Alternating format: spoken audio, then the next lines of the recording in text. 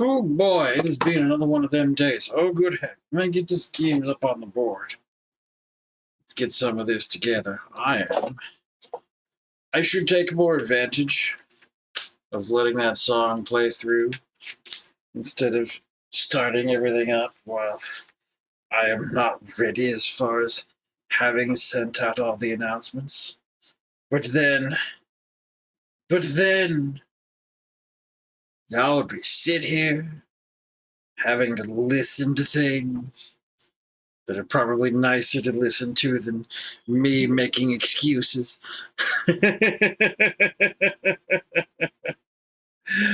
Oh, no. All right. Okay. Let's get this going. Hoo-wee. This beverage here, this loads up. Frank. All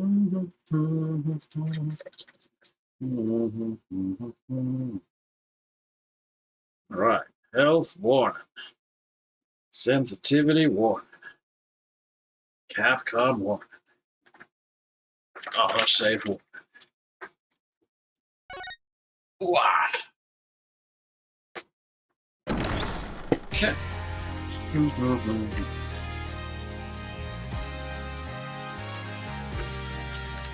Okay, all right. Turnabout revolution. The truth comes out, does it? Yes. Something like that.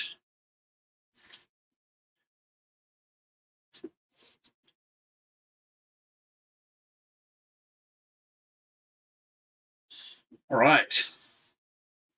Let's see. Yeah, that's good. Okay. Naida's confession. I could not remain silent while Her Eminence fell under suspicion for this crime. Okay, so we've already heard this through. We'll just go ahead and press as we go. Hold it! You kept quiet all this time, even though you were the real killer? Yes, and I accept what I have done can never be forgiven. But I never imagined suspicion would fall upon the Queen herself. Prosecutor Sudamadi placed the future of our kingdom above his own life. He is taking responsibility for his crime and is showing loyalty to Queen and country. Yeah, sure he is. Without a monarch on the throne, Khurain would be plunged into chaos. I could never wish that upon my homeland. That is why I had to let the truth be known. What a bunch of baloney. I'm gonna ask you again, Naida. Did you really kill Minister Inga? Yes. No matter how many times you ask, Mr. Justice, the truth is immutable. It was I who murdered Justice Minister Inga. Hold it! It's not too late. You can still retract your confession before the verdict is rendered. There is no retracting the truth. One either tells it or does not tell it. It is that simple. Now, why do you always have to be so stubborn, Naida? I hate how you never listen to reason once you get like this. Once you get like this, like he's in the habit of confessing to murders. It's like, I really did. I think we'll need some evidence before we can get him to retract his confession. Either that, or we'll have to force a retraction out of him by appealing to what's in his heart. It's not going to be easy either way. Prosecutor Sidamati, what was the motive for your crime? I had reason enough to kill Minister Inga. He had to die for the future of Hurai.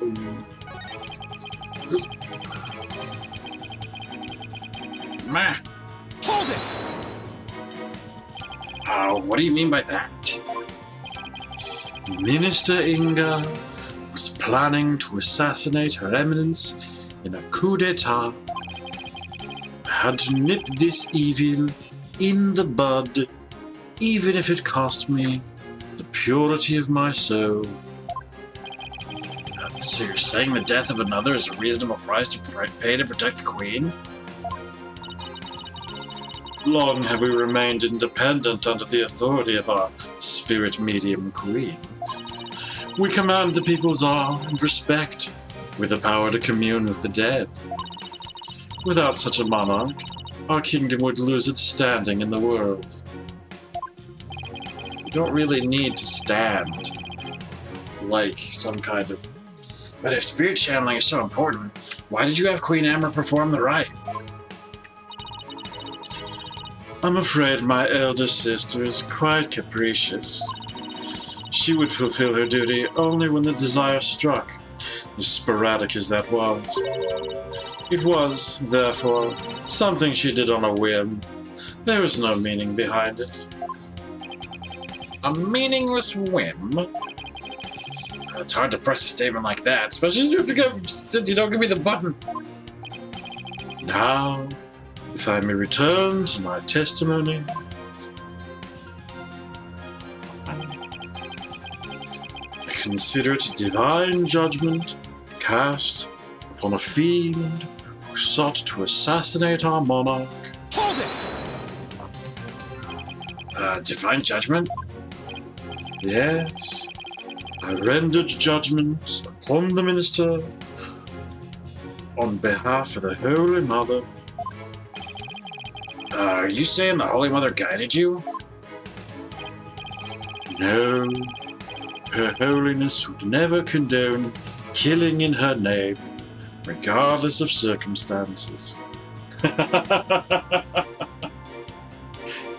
It's like, I would never say kill him. Just, it would be nice if he fell over dead. As such, I believe my defiled soul will be damned to hell. But I do not regret what I have done. I willingly sacrificed my soul to protect this kingdom's future. Snap out of it already, Naida. So, his motive comes from a place of faith, huh? Why does that sound completely credible when it's coming from him? Well, Amra expressed a similar motive. As for her mercifulness, she's truly deserving of her title. My mother is simply covering for me. I'm ashamed I let her go so far for my sake. Hold it!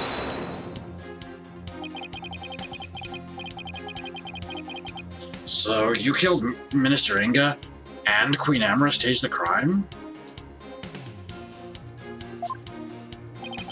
Is that how it went? Precisely. My mother is as clever as she is kind. She sought to conceal my crime by taking all of the guilt upon herself. Yet another lie. I need to poke a hole in his testimony, but how? Naida, could it be you?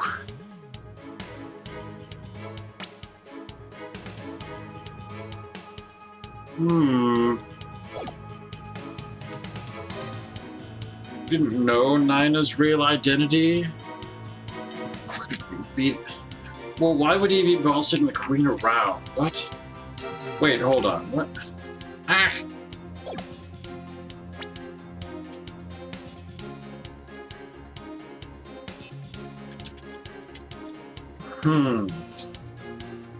Covering for him. If this doesn't make sense, this is a weird thing to ask, though, just as an ask. It's like, what is going on? I don't know. Hydrate? I can do that. Too dramatic, needs more goblin-y chaos and mischief. Oh no. Howdy, Ben and Okami. Y'all welcome in. Ooh, heck. Sorry, all these shenanigans in my face at the moment.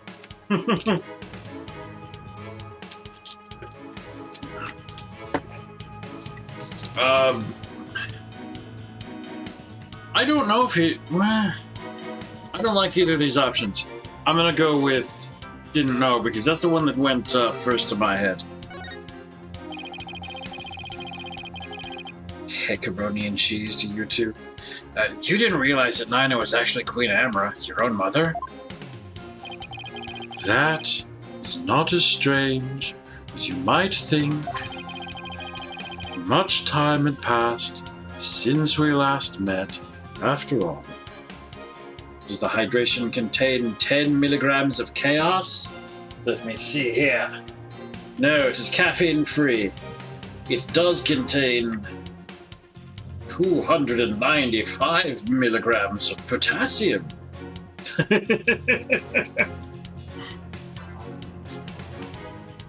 Much time had passed since we last met, after all. Right. 23 years ago, was it? When Dirk saved her after the supposed assassination attempt? Banana liquid? No. It's just some kind of flavored water, but it's mango pineapple is the flavor. Potassium does come in other things. Okay. When Dirk saved her after the supposed assassination attempt? No, Mr. Justice. It was 15 years ago that Dirk abducted my mother. Really? Shenanigans?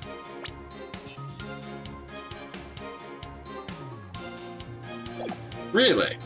Shenanigans? Huh? Well, that's weird. Are you sure about that? I remember it clearly. I was around 10 years old at the time. Was Apollo not also there? When did he leave? Naida? Please add that last statement to your testimony. Like, how old was Apollo when he was with Dirk? I was reunited with my mother, Queen Amara, 15 years ago, when Dirk abducted her. Hold it! 15 years ago, huh? Well, that's around the time I left for the US. Oh no! It's like, now the boy's gone, I can go get the wife back. No! The windows are closed, how can that stream of cloth be floating like that? 0 out of 10 for realism, no ultra graphics. So, he's got religion power doing it, I believe. That's around the time I left for the US.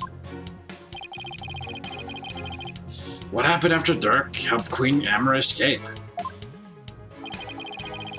Agents of the Crown pursued us relentlessly, so we had to live a life on the run. Mr. Justice, know that Dirk sent you away so that you would not be caught up in that life we led. I see. Thanks. I can't believe it's been 15 years.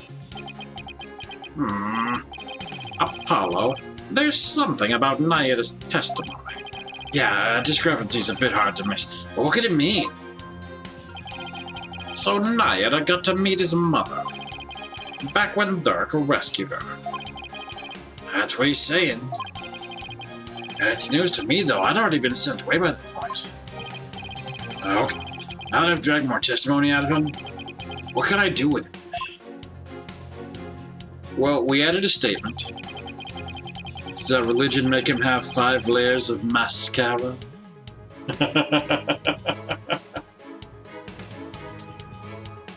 Listen, he's allowed to express his gender any way he feels like. Alright. Let's see here. Okay, so 15 years ago. What do I have that can show this to be a horrible lie? Picture of my own dad. Autopsy report. Diagram of the tomb. The body. Butterfly pendant. When were these made? Are they timely to... Back medication. Oh yeah, they were on the run 23 years ago. It specifically says that's when they were on the run. It shouldn't be bark bark, but bark bark. I'm gonna double check, because there's nothing actually in the picture that seems to suggest that. I don't think we've established who that child is, unless it is actually not. We're assuming it's Naida. But that, I mean, in-game, Apollo has assumed it's Naida. It needn't be Naida. It might be Priestess daughter, whatever her name is. I forget. How could I forget her name? Oh. Yeah, it's gonna be that. But now I have to. I guess I can't. Okay. Objection! Objection. Baby looks like poop. It's a lie. You're saying that Dirk made off with Queen Amra 15 years ago? But that's strange, because I heard something very different from Dirk. He said they ran off together 23 years ago. That is impossible. I know for a fact it was 15 years ago. Well, I have evidence that contradicts your statement. How do you explain this photo? Well, that's the Queen holding Princess...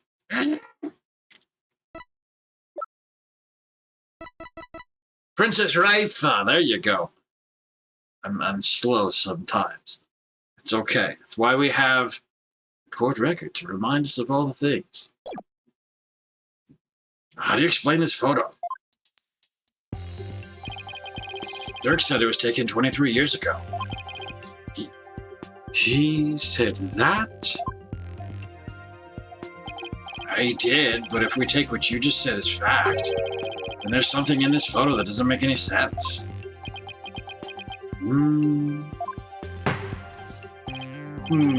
This isn't making any sense to me, so I suppose I should ask. What does not make any sense if the photo is only 15 years old? This is where we point to the baby, which again we're assuming is Naida. But I'm really moderately sure that it's not Naida. Take that! Naida? This discrepancy may not be directly related to this case. Has a giant head, that baby. See, that's the thing about babies. They do have giant heads. It's a human thing. But I don't think we can simply overlook it either. Dirk said the baby in the photo was you. That doesn't make any sense if the photo's only 15 years old. You didn't spend a long time in a larval stage, did you? After all, you only said you were around 10 then, right? Your head was small? I don't know about this. Ah. He's definitely sweating bullets over there for something. Apollo, if this baby isn't Naida... Oh, wait, you don't think... Did Queen Amra have another child while she was on the run? It's been strongly hinted that this is Raifa. What? Just what if that child were being held hostage? Naida, is that why you obey Queen Garad's every command? You presume too much. That's why Queen Amber was trying to take the rap as well, to protect this other child. A child born 15 years ago. Child born 15 years ago.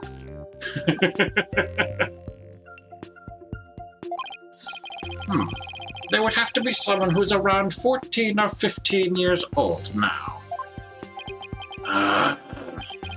This is just a guess. But I believe I know someone who fits the bill. This also explains his strange behavior. This is the child who was born to Dirk and Queen Amber 15 years ago. It's Albie. It's not Albie.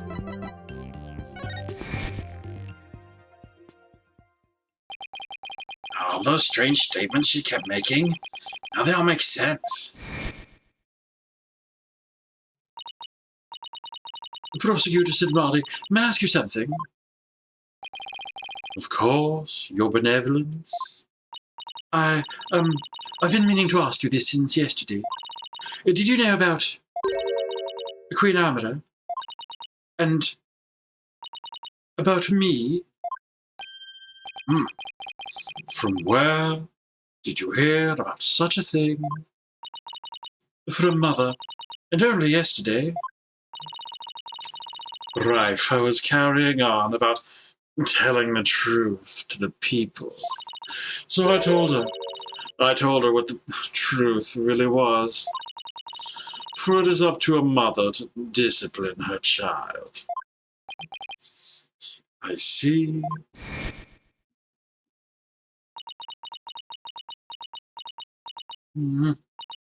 I cannot accept this. Is something the matter, your benevolence? Queen Amber is lying. It makes no sense. Queen Amber would not have killed my father. Why? Why did this happen? Oh, just as we were finally reunited. Oh, Queen Amber. Now I see, Naira, why you do what you're told.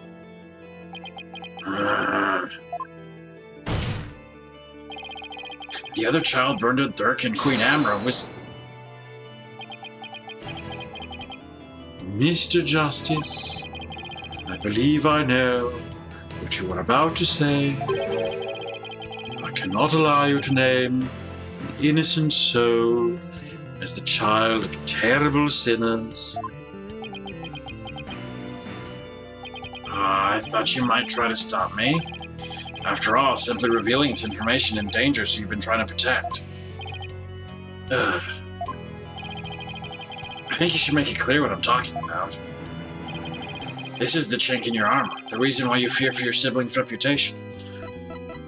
That's the story here in the book, where they talk about the idea that the sins of the father visited upon his children is deeply rooted in the minds of the Karainese people. Take that! Right? And that is a file full of information that Dirk collected on what happened 23 years ago. A particular note right now is what's written here. The sins of the father are visited upon his children. This deeply held idea is why you were expelled from the royal family. Which means it wouldn't bode well for your sibling either, if she were revealed to be Dirk's daughter.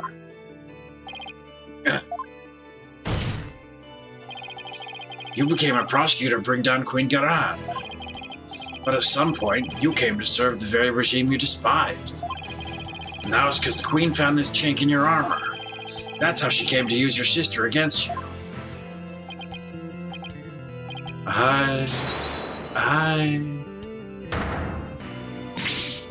Now your turn. Have you been keeping this secret all this time? Have you been trying to protect me? Way to out yourself, Rifer. You are an innocent party to all this. I live only to safeguard the law and to serve the country and queen from which it flows. One such as you, who is destined to ascend to the throne, need not fret over one such as I.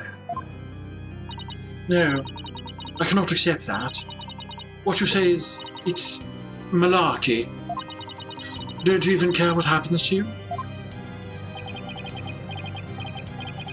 Gotta do things before bed. Thanks for having your bed. Sure, by all means, thank you for coming by, Ben. Feel free to be around here anytime. We're here most nights. Before country, queen, law, and everyone's future, my personal feelings are of no consequence. That is why I resigned myself to my fate. I know I must accept the status quo without any thoughts of change. Spoken like a true prosecutor and patriot. I shall continue to rule Hurain until the day Rifus succeeds me, for that is what is best for our kingdom. I know, Your Eminence. Yours is no small sacrifice, but I promise you this, in exchange for your life, the child shall remain safe, and the kingdom shall prosper. That is all I can ask for with my meager existence. Naira, is this really the new you? Resigning yourself to the will of another and killing any hope you held for the future?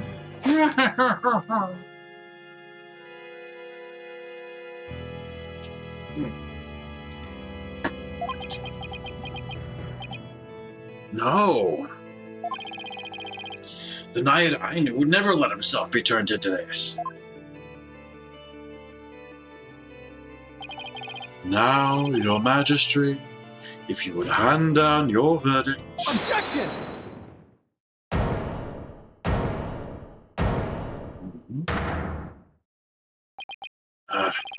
You can say you're simply accepting your fate, Naida, but I know that deep down there's still hope in your heart.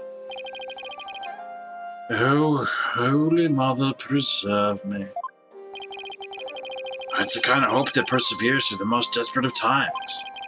And it's what binds you, me, and Dirk together as a family. I know because this has demonstrated to me that you haven't lost all hope yet. Ooh. Oh yeah, you didn't confiscate his badge. Take that! He's... When you interrogated Dirk, you confiscated all his possessions as potential evidence. I'll accept this. Did he take your attorney's badge too? No, I thought it strange, but just when it looked like he was gonna take it from me, he changed his mind. So tell me, Naida, why didn't you take his badge? You couldn't bear to take it from him, could you? And I know why. Because this badge means something special to us. The dragon never yields. Hey, Dirk. Why do you still wear your badge? You're not a lawyer anymore, right? This badge is my heart and soul, son. I'll never stop trying to realize my dream. Not until my very last breath. The dragon never yields, right? Exactly. Naida, Paulo, I vow to restore Hurain's legal system to its rightful state one day. I want to pass on to you a world where you can live free from the fear of tyranny. You may say you've given up, but that's not how it really is it? You never gave up and you never will because you still have your dragon tattoo. You still believe that all the wrongs will be righted someday, don't you?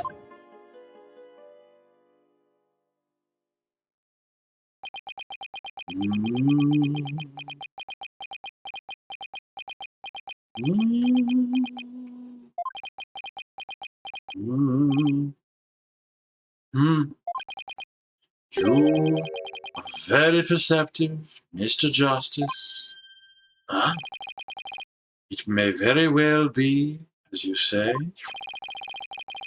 Why did I not confiscate this badge? Even I did not know. Until now. Perhaps I was waiting for him to save me. Save you? Yes, save me. Like he did that day.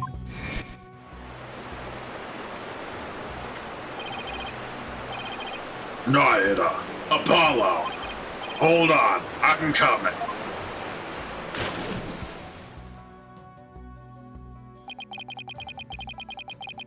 What father wouldn't risk his life to save his own children? Naida, Apollo, don't you ever hesitate to call when you need me. Understand? Someday, he would come and free our family from the chains of the past. Perhaps, deep down, that is what I believed. I believed in Dirk, our father. Naida, I knew you. However, it was but a dream, and now that dream has died.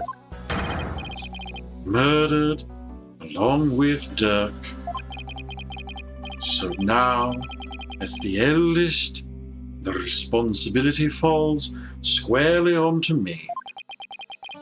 No matter the cost, I must protect her. Please, try to understand, Apollo. She literally just outed herself in front of everybody.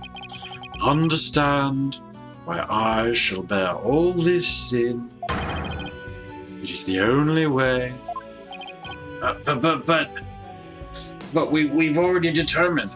Dirk didn't assassinate the Queen. The Queen is still alive. Therefore, there's no sin to be carried down.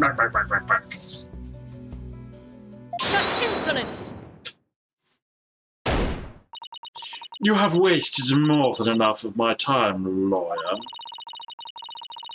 Do you not see the futility of your desperate floundering, the immutability of his duty? Hydrate? Yeah, okay.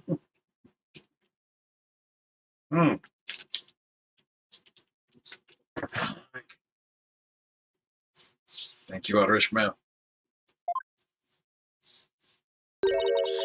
It is time to accept defeat.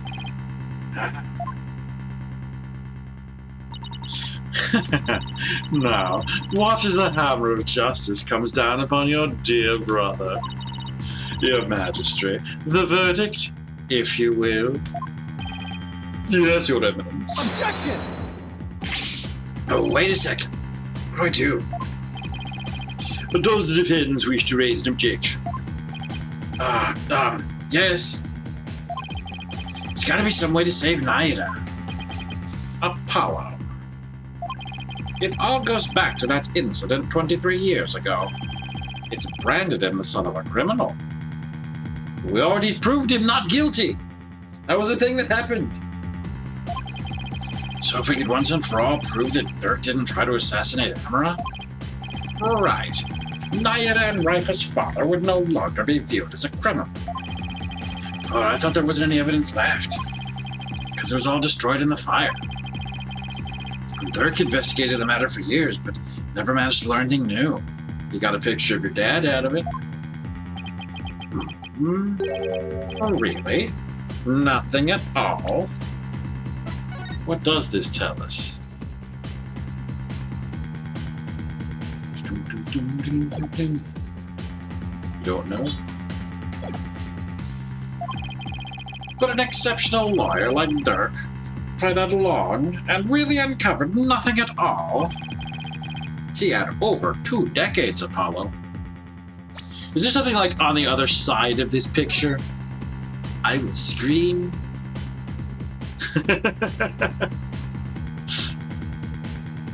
I know. It's all bark, bark, bark.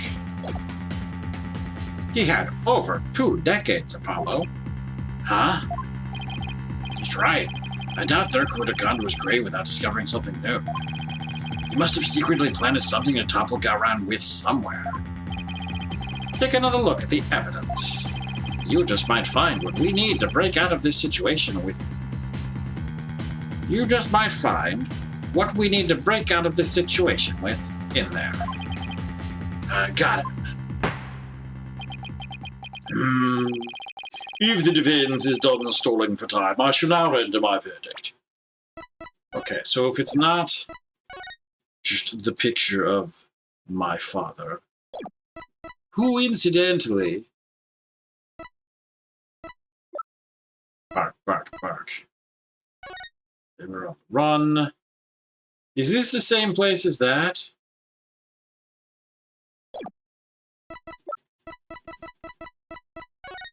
No. I saw this pattern. I thought it was the same as the window. Okay.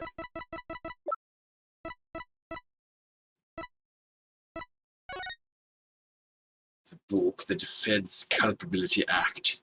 Oh, the files. The arson incident involving Amra's private residence. Amra was slipped a sleeping pill and perished in the fire. The lighter found at the scene had Dirk's fingerprints on it. So, why would he drug his own wife? He would not have done that. Like, this is not his... Also, if she didn't perish, then how is this story about the sleeping pill survive? Did someone die to... Like, where did that detail come from? The lighter had Dirk's fingerprints on it. We can check fingerprints? Oh, Apollo's father got cut up in this incident, was struck in the head by the culprit. Without knowing his real name, no divination seance can be performed. Oh!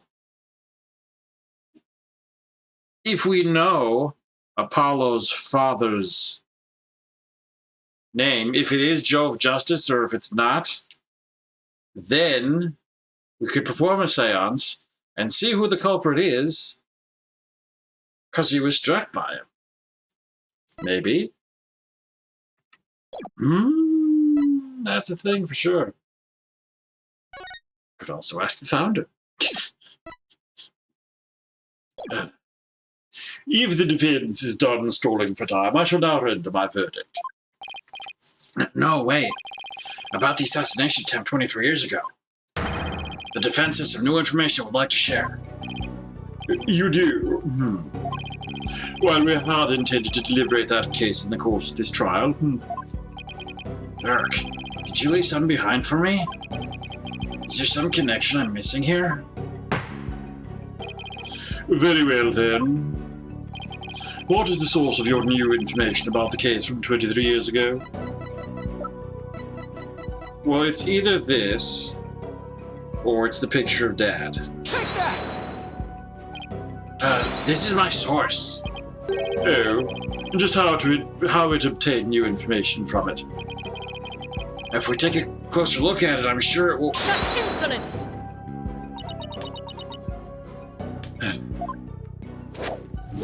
What? So sorry. Try again, Mr. Justice. Okay, Dad picture. Apollo. Trials here are a little different than the ones back home. So things that wouldn't be considered evidence back there can have a huge impact on a case here. With that in mind, why don't you take a good look at the court record again? I think you'll find what Dirk left for you. Okay. I'd like to try that again, Your Majesty. If that is your wish. Very well, then. What is the source of your new information about the case from 23 years ago? Take that! The photograph. Yes. Do you recall the traveling musician who died in that fire 23 years ago? How could anyone forget such a painful chapter in our history? The poor fellow was caught up in the blaze that was meant for Queen Amara. We never knew his identity, though, as his belongings were burnt to ashes.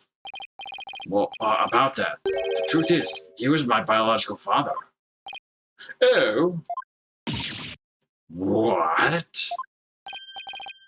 Why, of course, with his photo, her benevolence. Exactly. We might be able to prove they're completely innocent. And that would free her from the infamy of having criminal blood in her veins. Because here in Khurain, we can witness the final memories of the dead. What utter nonsense.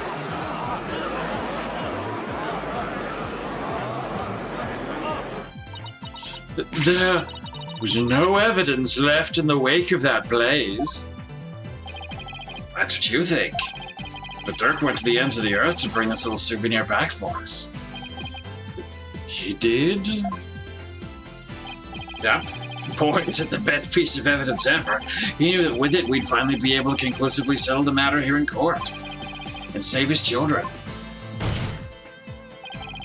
Your Majesty, the defense requests that we hold a divination seance for this new victim. Objection! What a waste of time. The events of 23 years past have already been deliberated at length. Okay, first off, no, we literally, earlier today, have already exonerated the primary culprit of it. We counted him not guilty. That was the thing that happened, right? I didn't just hallucinate that.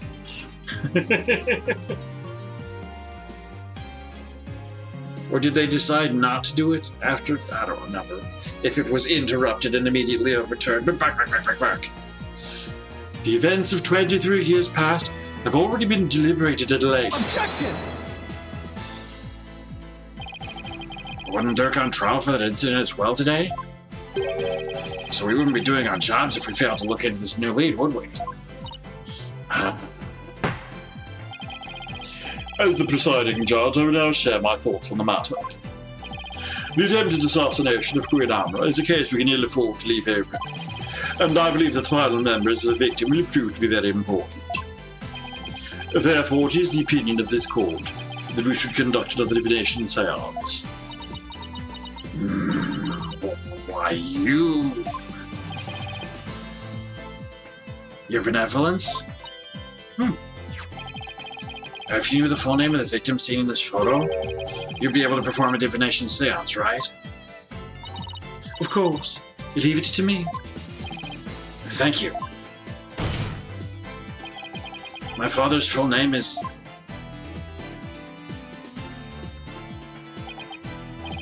Jove Justice. The boxiest winter partner has a kilt, oh my. A kilt, you say?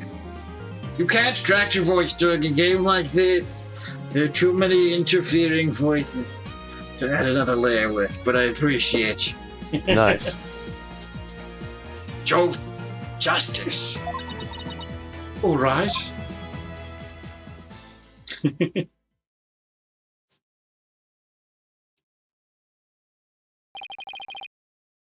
Now, your benevolence, please commence the divination seance when you're ready. Non-canon voice coming. O Holy Mother, we hold this divination seance in your name. Let the eyes of everyone here be clear and our ears be unstopped. O dance of devotion, guide the victim's soul to me, so that we may receive their final memories in the pool of souls.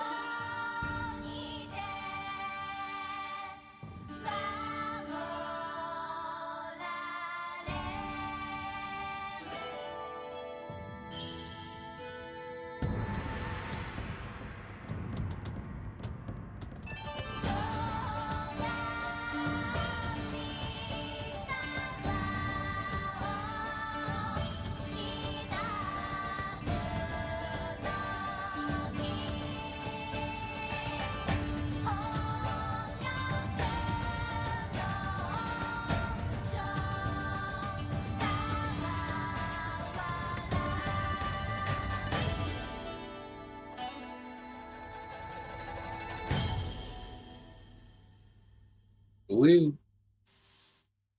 Zoomies?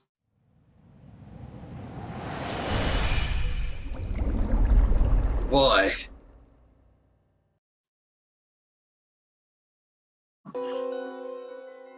Burning. Heat. Crying. Baby. Baby Apollo. Pain. Drop the baby! Metallic sound. The lighter. Ah. Baby! It has the Apollo hair! I just can't. The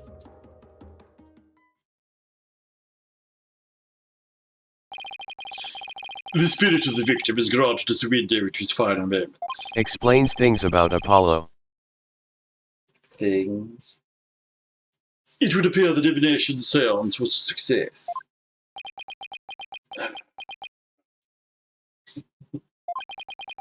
So those are my father's final moments. Dropped as a baby. Dropped as a baby. Oh no. That baby we saw must have been you, Apollo. I will now decipher the experience of the deceased. Are you ready, Hornhead? Yes, please proceed.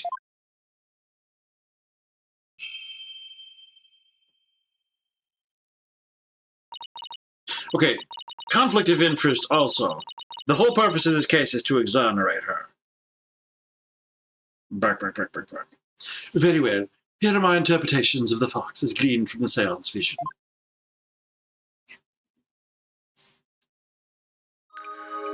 Insight. Wow. Rife as insight.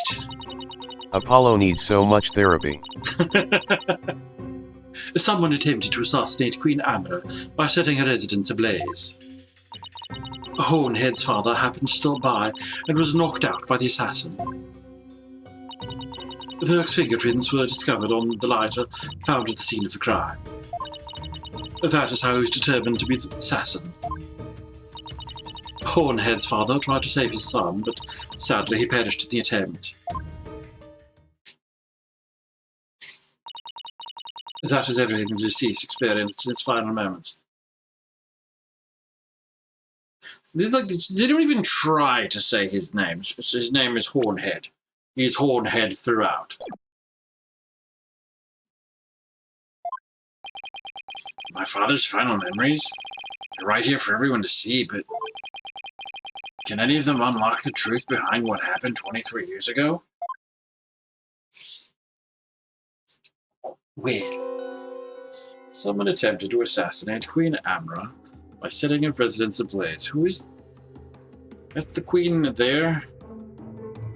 Heat burning. So the thing that's important is the Hornhead's father happened to stop out and was knocked out by the assassin.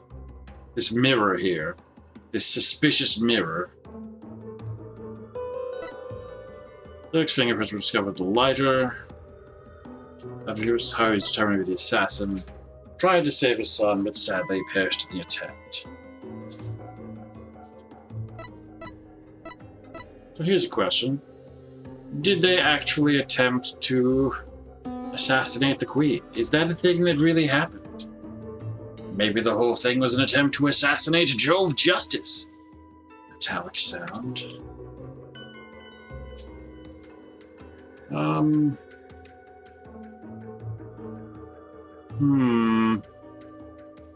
Okay, so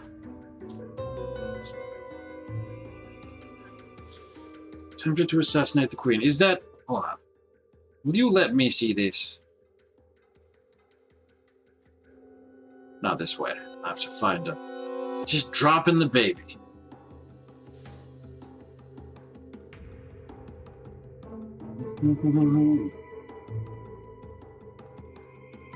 Okay, do it again. I know, yes, I can zip through it, but I don't want to zip through it. Burning in heat. The place is on fire. Okay, so first off, that is Amra. Okay.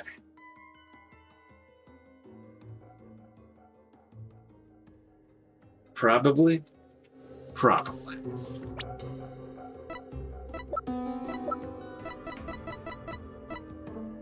I don't know. Anyway, so what's going on in this place? They have butterflies on the backs of their seats. They were all eating food. There was something about the so-called sleeping pill in McCourt Record. In McCourt Record!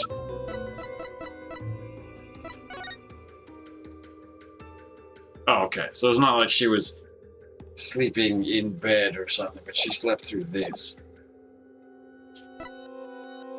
Hornhead's father happened to stop by and was knocked out by the assassin.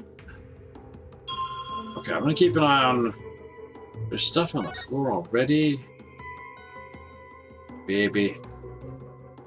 So, baby, distract. Okay, so...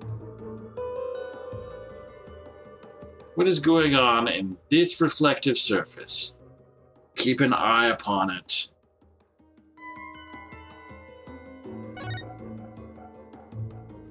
Okay. Oh, okay.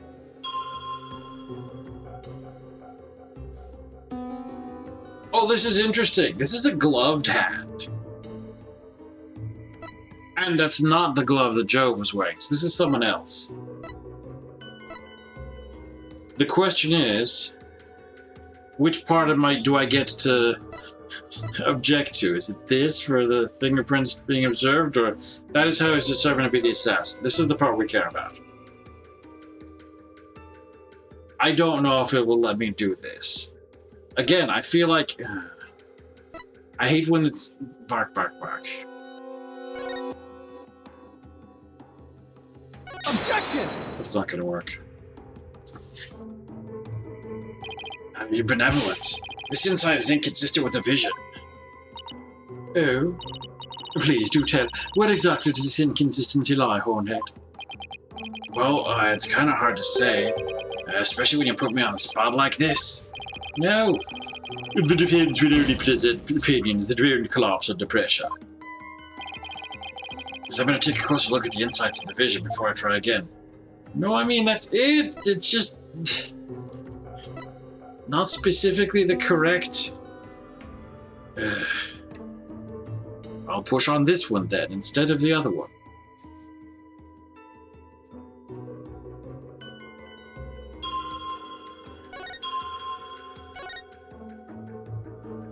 Objection! Yes, okay. Dirk's fingerprints were discovered on the lighter that was found at the crime scene. However...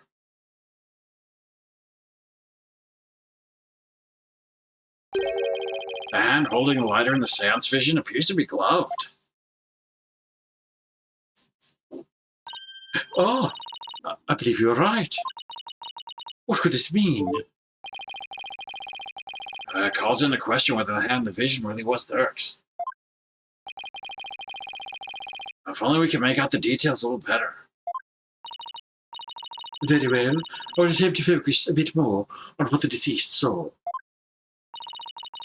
Perhaps that will help refine the seance vision.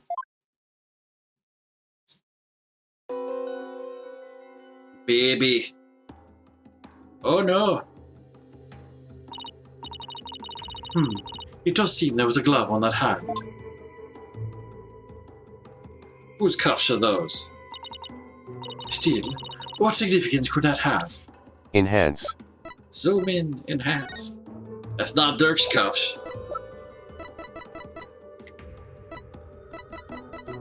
Can't see anybody else's gear from here.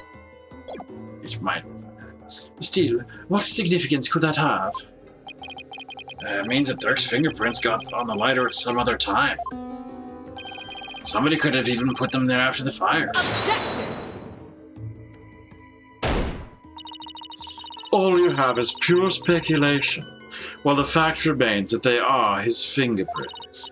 Therefore, it stands to reason that Dirk was the one who used the lighter. Objection!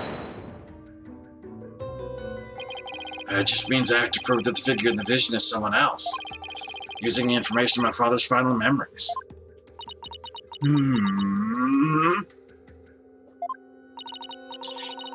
Either way, it seems that I must revise my insights.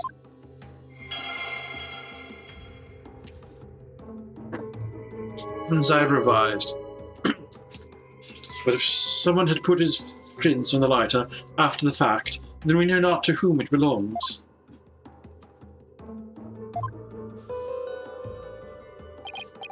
Okay, she's updated her insights. Time to go over them and see if there are any new inconsistencies to be found. With the new thing that has been shown. Yes? Someone had put his print on the lighter after the fact. We know not to whom it belongs. Crying. Pain. Well, there is also this whole cuff. The actual cuff itself. But before I commit to that,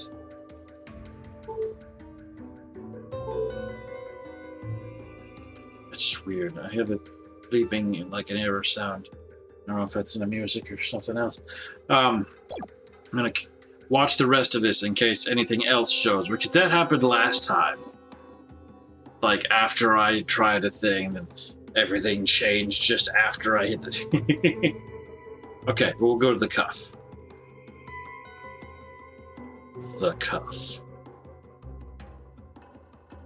Hike.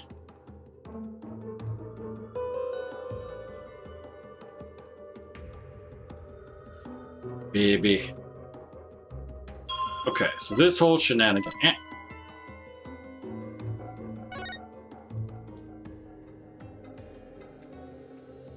Yeah. Objection! There you go. Thanks to the enhancement and the new bark. Wait, then this means that the real culprit is... A figure in this vision is clearly not dark. The distinctive band around the wrist gives their true identity away.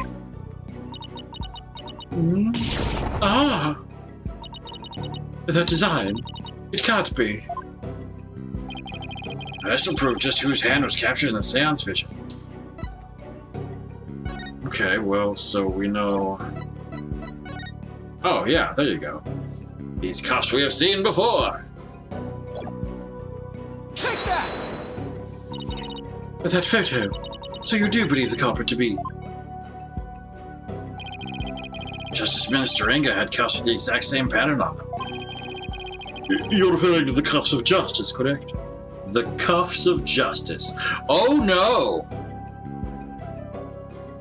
Oh no! The cuffs of justice?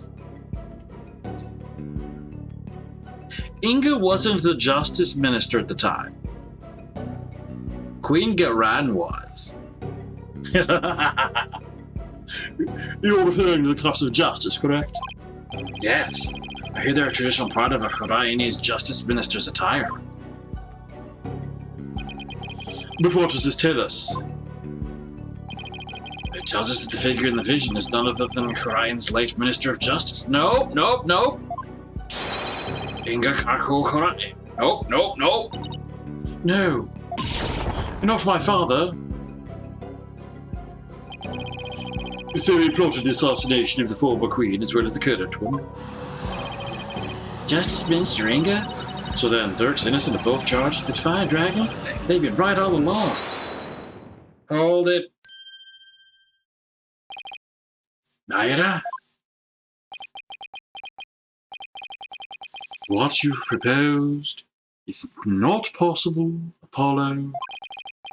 For back then, Inga Karhul Hurain was not the Minister of Justice.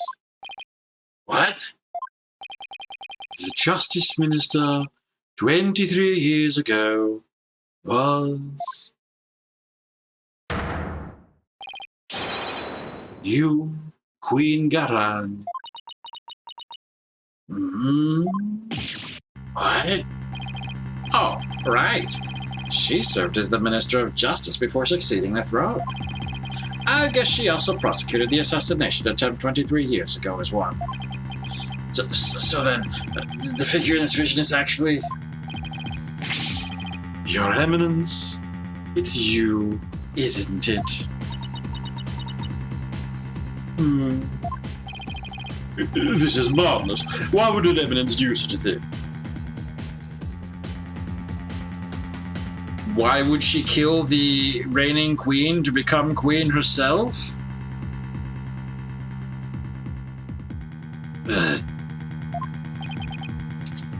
Because she would ascend to the throne. She wanted to usurp the throne from her sister Amara? That's why she tried to assassinate her? But they never actually assassinated her and let her hang out around the palace for 20 years? I find this all very hard to swallow. Your Eminence, are you the one responsible for tearing my family apart? But of course. Was it you who killed my father? Both of them? Well, Your Eminence, I'm asking you a question. Such insolence!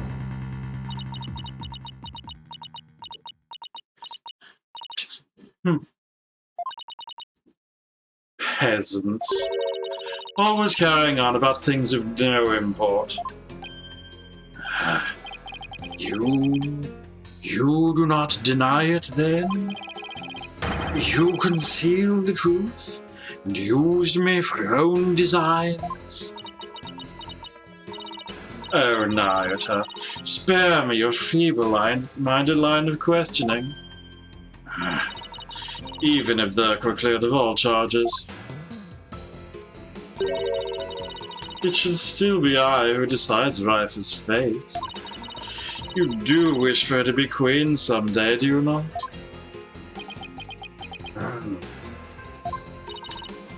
Remember, the child lives only by my good graces. Now, kneel before me and fulfill your end of the bargain by offering me your head. He wants her to kneel down and give her head?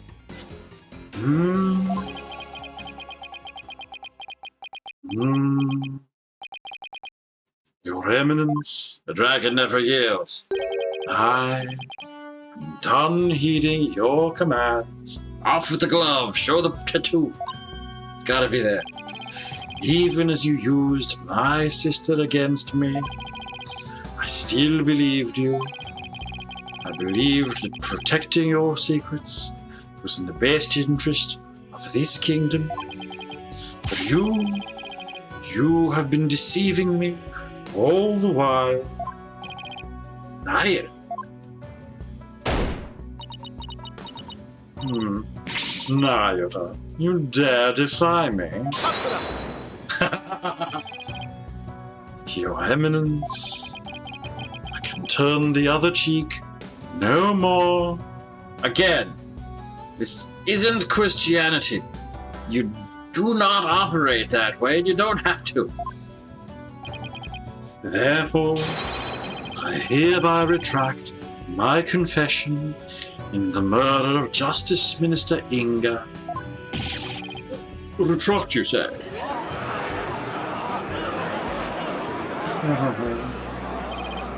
Dirk, that final piece of evidence you left behind has released Nyada from his suffering. And now, he's finally free. Do it! Do it! Do it! Do it! He's doing it! He's gonna do it!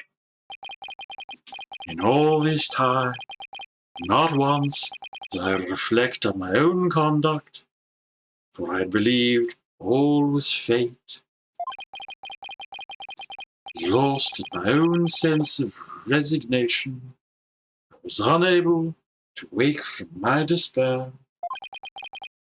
But you, Apollo, you have awakened me with your demonstration of our father's creed.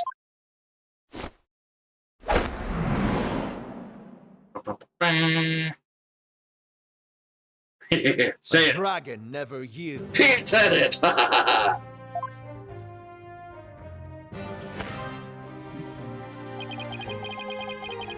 will carry on Turk's legacy and fulfill his dream. Hear me, Garan, cast you down from your bloody throne. Long live the revolution.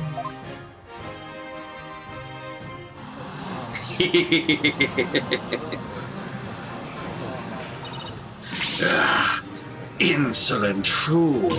Now even you prattle on about a revolution. Would you look at that?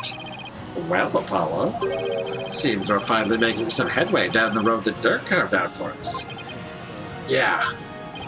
Now, if we could just prove Garan's guilt, we could continue on down that road, toward the revolution Dirk dreamed of. Your Eminence, you've been accused of the crime committed 23 years ago. Would you like to say anything in your defense? She's the heckin' queen. Who's gonna do anything to her? I mean, yes, the revolution, but who, under the legitimate means, in the strict sense of the word, established by the law. Not so fast, your majesty, for the cuffs could have been stolen and used without my knowledge. So you see, they can hardly be considered proof of anything. Well, I believe you're right. We know she's guilty. Well, lawyer, is there any other evidence you would have me refute? Unfortunately, this photo was the last piece of evidence Dirk left for me. As far as evidence goes, I got nothing else regarding that case from the past. However, now the prosecutor Sidmati's retracted his confession, we'll have to redeliberate the current case from scratch. Yes, the defense speaks the truth. Even though it is clear who the guilty party is. Queen Garan, the defense accuses you of the murder of Justice Minister Inga Karhol Korai. But do you have any evidence, defense? Evidence that will prove Garan was the killer? There is still one more avenue for us to explore, Mr. Justice. There is? Minister Inga's final memories. In them, the minister's killer posed as Dirk. Therefore, one must ask, how did the killer dispose of their disguise? They burned it, right? Hey, you're right. No, they burned the Inga disguise. A lot of blood would have splattered on the killer. So the blood-soaked clothes would have to have been dealt with somehow. If they're still around somewhere, then... Objection! I was wondering what absurd idea you would concoct next. Clothing can be disposed of most anywhere. I doubt you could find them now. Objection! You sound like you know they might be hard to find. Then you don't know us very well. Your benevolence. Yes. On the day of your father's murder, you had been watching the courtyard from 2 p.m. Now, during that time, you saw Queen Garan, did you not? Yes, I did. I saw my mother entering the palace from the courtyard. But I was told not to mention it because it had nothing to do with my father's murder. Raifa, you would not dare. When the queen headed into the palace, did she have Dirk's clothes in her possession? No, she did not. So, maybe she disposed them somewhere in the courtyard? Objection! The police did a thorough sweep of the area following the crime, but they did not find anything resembling Dirk's clothes. But you knew that already, didn't you, prosecutor? Yes. I admit no clothing was found. Okay, so hold on. There's literally been a corpse wearing his clothes in this room for a couple days. You could disrobe the corpse, reclothe the corpse. Is there any evidence to suggest this? This is the same blood splatter.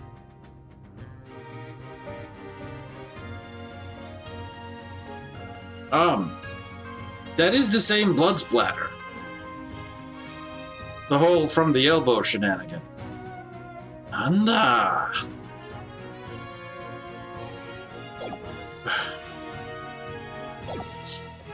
Yes, I admit no clothing was found.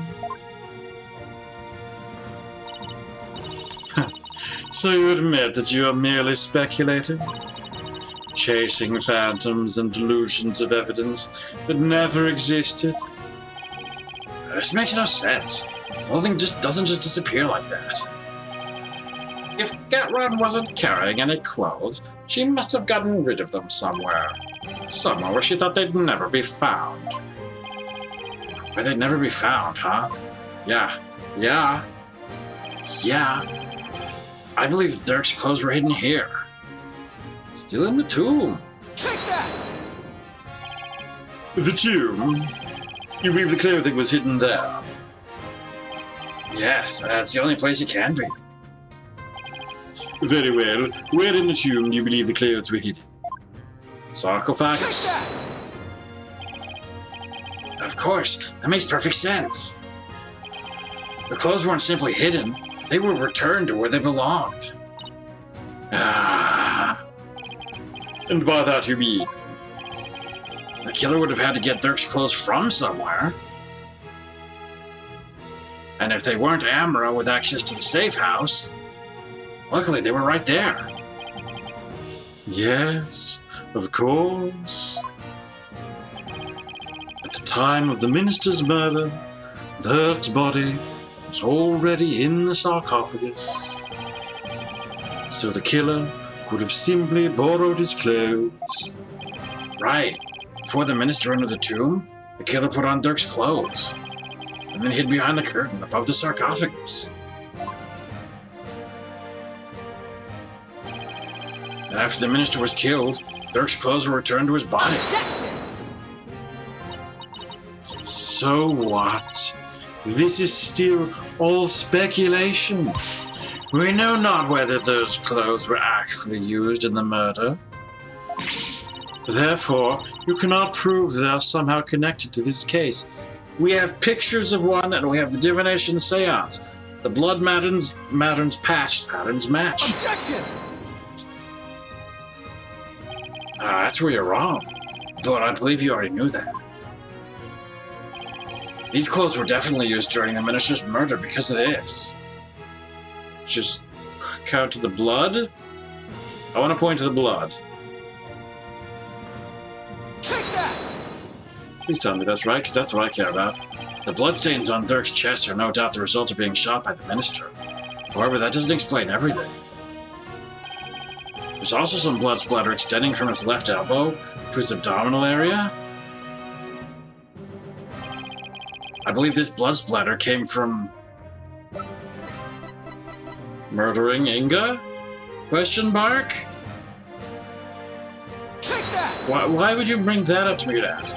If the killer wore these clothes during the murder, then the blood splatter must have come from Minister Inga. I had thought it was all Dirk's, but that makes sense. Only one way to be sure, though. Let's get those stains analyzed right away. Indeed, this may be the conclusive evidence we need to prove the Queen's guilt. Objection! You cannot prove it was I who hid those clothes. They could very well have been hidden by a third party. We've done a lot of proving there are no third parties, bark. But could they really? I'd say the possibility of someone other than Goutrat hiding in clothes exists. Does not exist. I mean, if you're going to start by, but could they really? I would have to assume does not exist, but...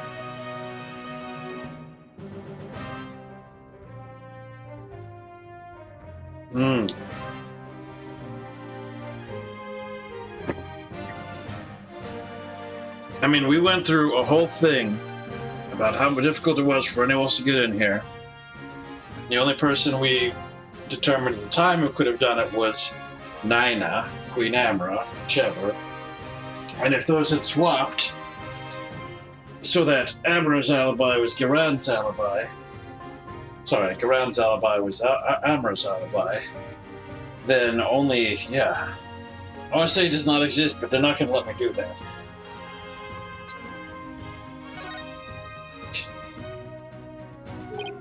No, it's just not possible. Your Eminence, I recall you saying the following. The key to Amra's sarcophagus is under the protection of the royal family. My husband and I are the only ones who could open it. Therefore, it would be impossible for some knave to open it. Oh! That was your own testimony, word for word. It's easy to do that when you can summon a flashback. Why, you insolent. Admit it. Only you could have hidden Dirk's clothes after they were used in the murder. That means you're the one who killed Justice Minister Inga. Insignificant worm.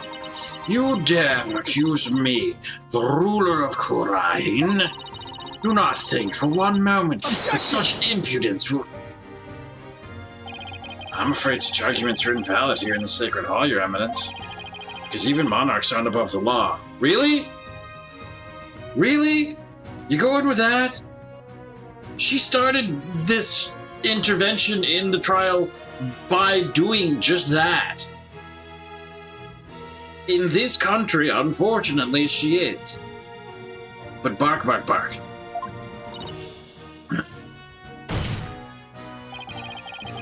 It's the end of the line for you, Queen Garan. Time to come down from that lofty throne and face justice. But not actually justice, because that's probably the death penalty, and we don't approve of that. I mean, the way justice is done here.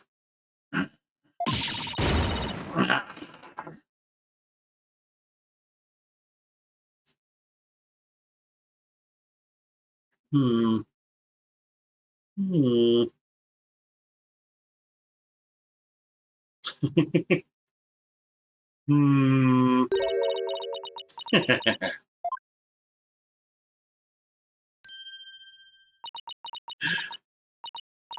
Me? Face justice? Surely you jest. You're in no position to force my hand, lawyer. No? Surely you haven't forgotten about the Defense Culpability Act? Those who would support criminals will be deemed just as guilty. In short, should I be convicted of murdering my husband, your dear brother, who delivered false testimony in my defense, shall also be found guilty. What? That can't be, can it? Yes. By delivering false testimony in the course of protecting a guilty party, he would certainly be judged by this court as having supported a criminal. And the Defense Culpability Act would most definitely come into play. But that law is so broad that anyone can be convicted under it. Yeah. Arbitrary absolute monarchy. When it comes to the DC Act, even I am conflicted, and yet, as it currently stands, it is the law of the land. And as you said earlier, no one is above the law. Of all the absurd things I've seen, this law really takes the cake.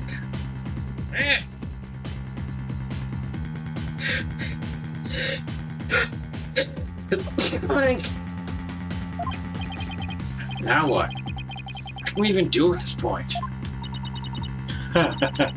You need not look so forlorn. Dirk has been cleared of all charges. So let us leave all thoughts of the real killer and revolution in the past where it belongs. She wants us to let her off scot-free? Yet, I don't see any other choice.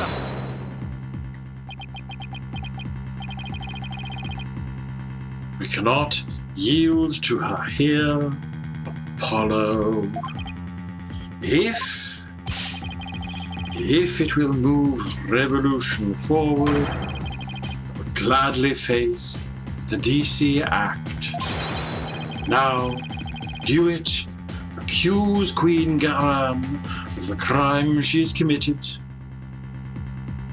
See, thing is, if she has to die because of the crime, or whatever, she may no longer be queen anymore. And then the new queen could instantly dissolve the DC Act, perform pardons, all that. It has already been determined that people can be pardoned for defending as lawyers. Now, do it. Accuse Queen Garan of the crime she's committed. But Such insolence! What you speak of is not revolution. Our kingdom will not function without its sovereign. And Raifa cannot ascend to the throne, for she is as yet incapable of channeling spirits. Guess what? We can give that to her. We can say we have the Founder's Orb to give the face. Well, okay, she can't actually channel spirit, but Maya could. Thus, to accuse me is to wish destruction upon our fair kingdom, you terrorist. Terrorist? If you would still insist on accusing me, then as ruling sovereign of Kurain, I proclaim the following.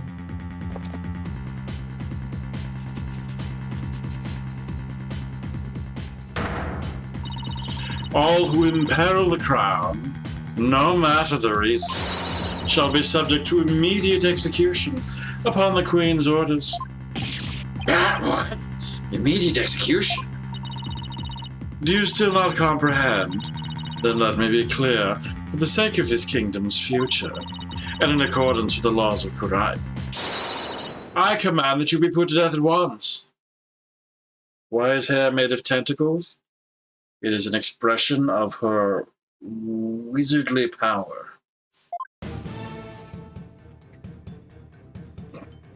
Also, howdy, Midnight. Ah! Ah! What the?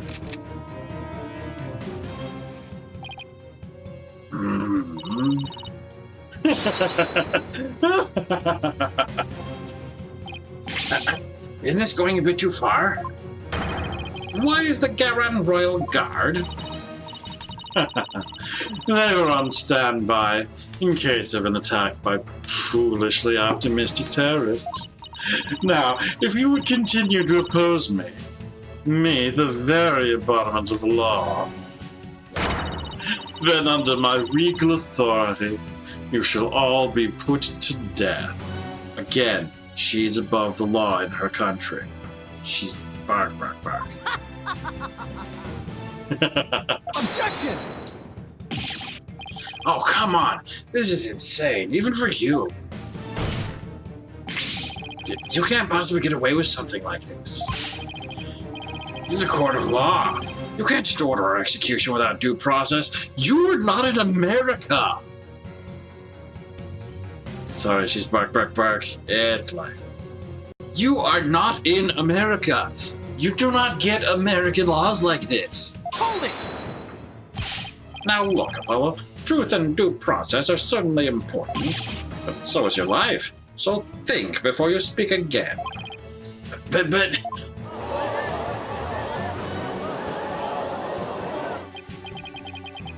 Please, Apollo, do not make this any worse than it already is.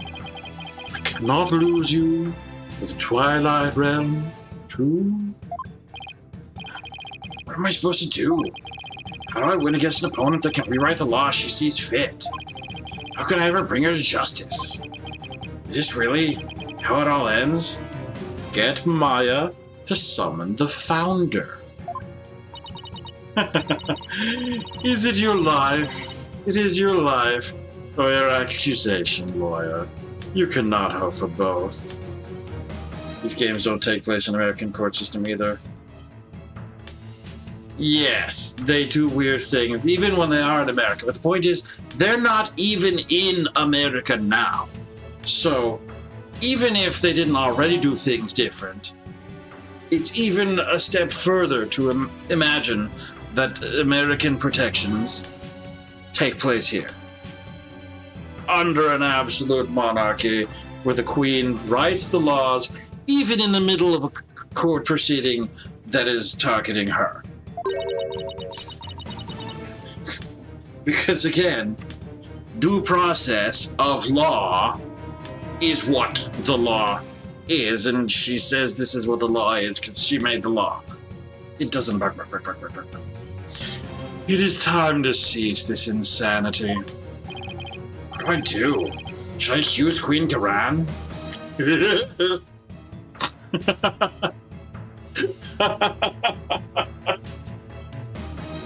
If I say yes, do we die immediately? Do we get a shot of Apollo being blasted in the brains? No. Court system's like a mashup of Japanese and American court system. Because in America, you can hide evidence till the day the court... Well, I don't think... I wouldn't say it's necessarily... Well, I don't know enough of the Japanese court system to say. Cheer 1. This looks like a lovely time to save scum. Nah, we don't have to do that.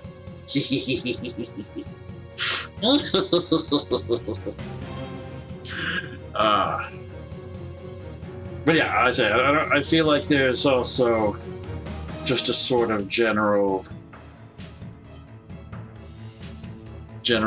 crime drama ease court system as well, where things do anyway. I mean, we will hit save. It costs me nothing to do this. If you're gonna throw a bit at me, which I appreciate.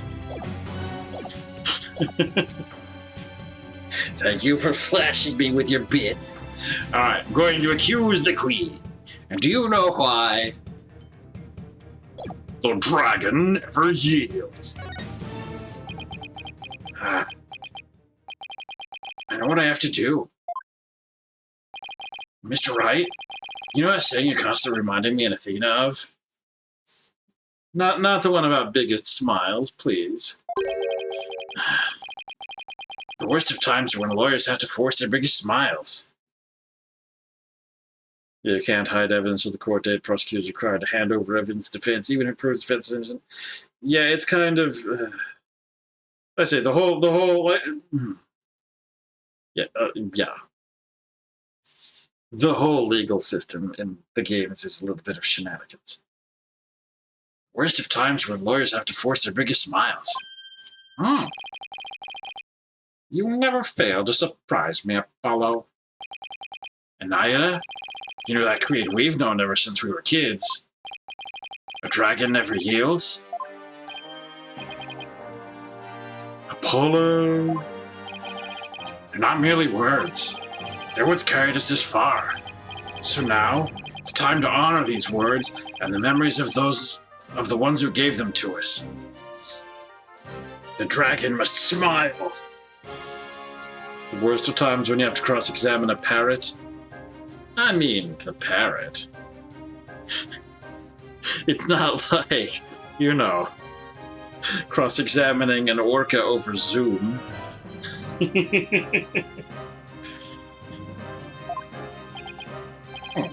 I couldn't agree with you more, Apollo.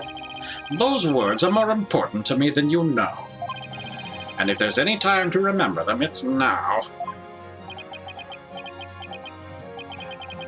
It would seem, Apollo, that not one, but two auspicious creatures dwell deep within you. A fierce dragon and a virtuous phoenix that shall scatter the clouds, hiding the heavens. I shall join you in your death-defying bluff. Bluff! I can finally understand what those words really mean, and the resolve they embody.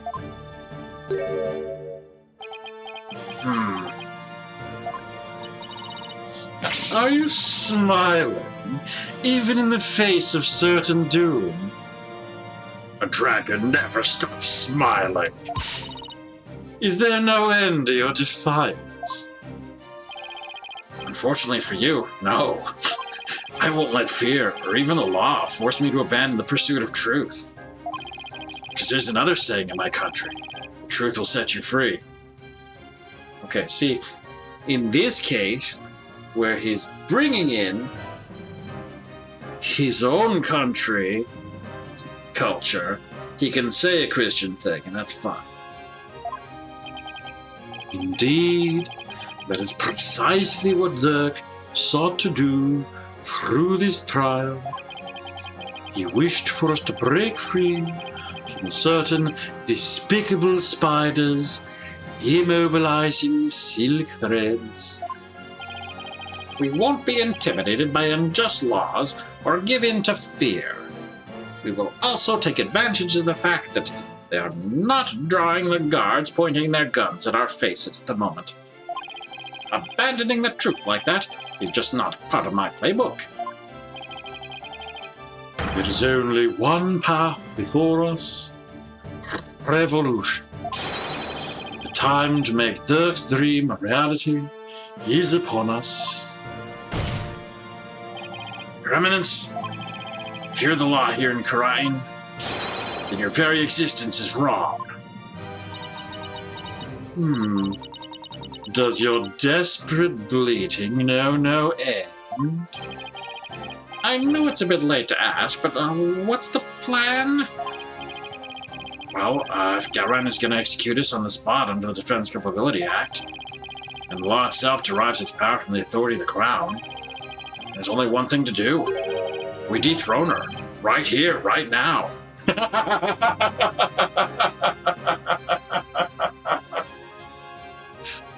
Look, this is the only way we can make truth happen. Overthrow the monarchy. All right, but how?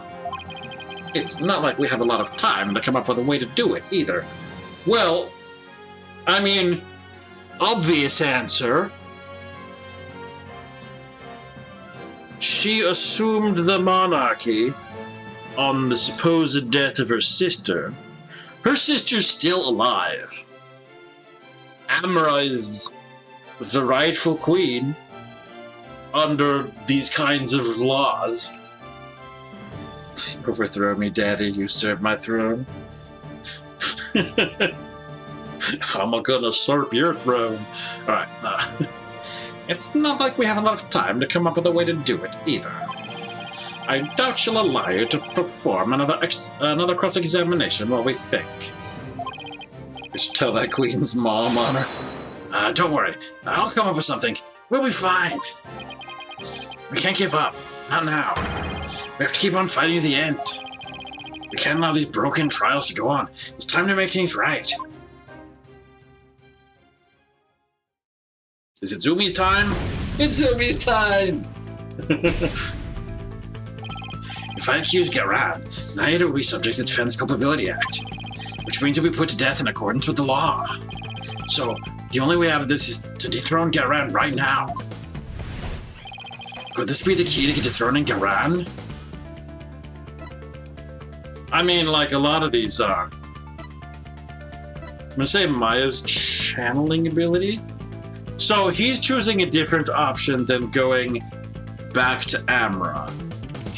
he's thinking of going ahead to summoning the founder and making Rifa queen. Biddy boop bop bop. And really, both of these things are key to that. But, well, Maya doesn't know the name? Maya does know the name. So in the trial previously, where Maya was accused of murdering the priest, she was doing a ritual where she was playing the founder, and she had to know the founder's name. It was in the book.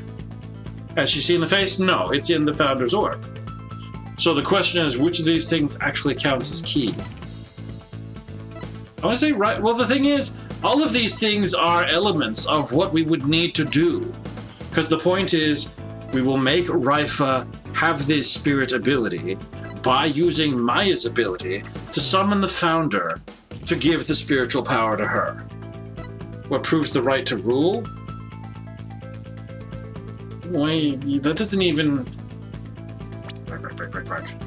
It's not in the court record. That's actually wild.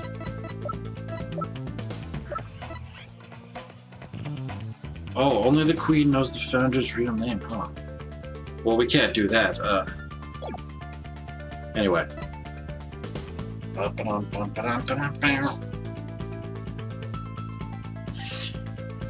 Anyway, all of these things are key under various, so we'll have to decide what bark. I'm gonna go with Maya, just because. Nope. If we had Miss Faye channel a founder spirit and have her talk to Garan, how would you prove she's not the queen? Again, we already have existing queens. The existing queen is alive, but this isn't an option. She's bound to see the light. I mean, this is the founder we're talking about here. No. I better think of a more practical method. Could this be the key to dethroning Garan? Nope. If we were to use Rife as a shield, maybe Garan's... That's not what I meant to do, no. Maybe Garan's motherly love would... Yeah, but she's not Garan's daughter. Wait, what am I thinking? Besides, this is Garan we're talking about. I seriously doubt she'd be rattled by something like that. I better think of something else. Hold on, which option did I choose the first time? Maya's channeling ability, okay. Like I say, these two are the same thing in my head, so...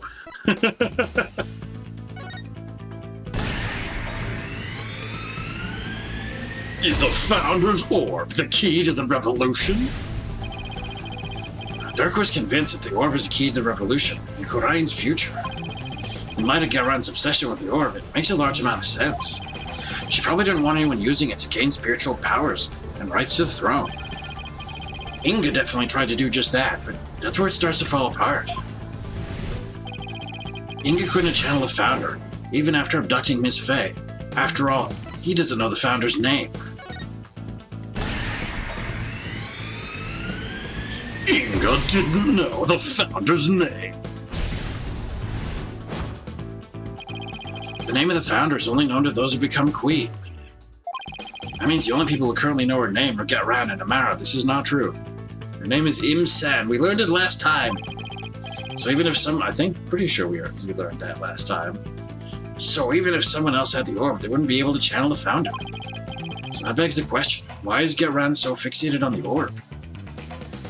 Lib.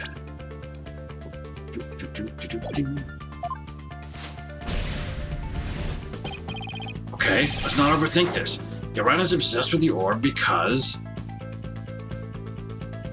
she can't channel spirits? Oh no. Do we have any evidence that... well...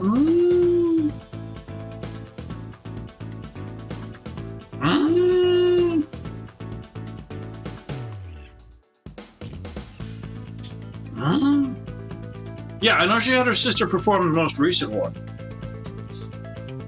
She had her sister perform it for the alibi, and she said on the stand that she did do some of the channelings, but not all the time. She said that she only did it when she felt like it. So that doesn't... And part of what we had determined had happened was because of someone channeling Inga and running into the place. I don't know, the bark. This is... But this is the most obvious reason to be obsessed with the orb. Even if there's not a lot of set the bark. Rafa has also been doing them. Rafa is not able to do spirit channeling yet. She's been doing the divination seances, but she has not been. We have been told, like by her, that she cannot do them.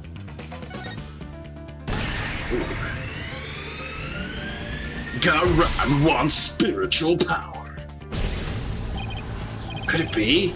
It's hard to believe, but if she can't channel, she's not fit to rule. Eh? If she wants spiritual power, does that mean Garan can't channel spirits? That would explain why she had Amra perform the rite of channeling. Is that why she let Amra live? To stand in for her when the time came to channel spirits?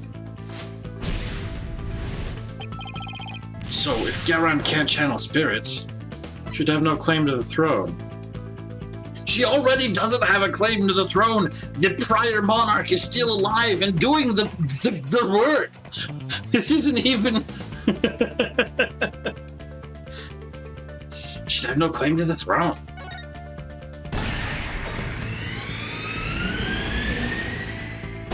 Garan has no claim to the throne. Garan was crowned, I don't know. Anyone can put a crown on their head. That doesn't mean they... Garan's Defense Capability Act was established under the Crown's authority. But if she has no claim to the throne, then the DC Act would become null and void. Do you have a crown? You know. That's a good question. Let me take a look. Heck with these shenanigans. Everything is... No, the BK one doesn't count. I feel like there was a crown recently. Where does this live?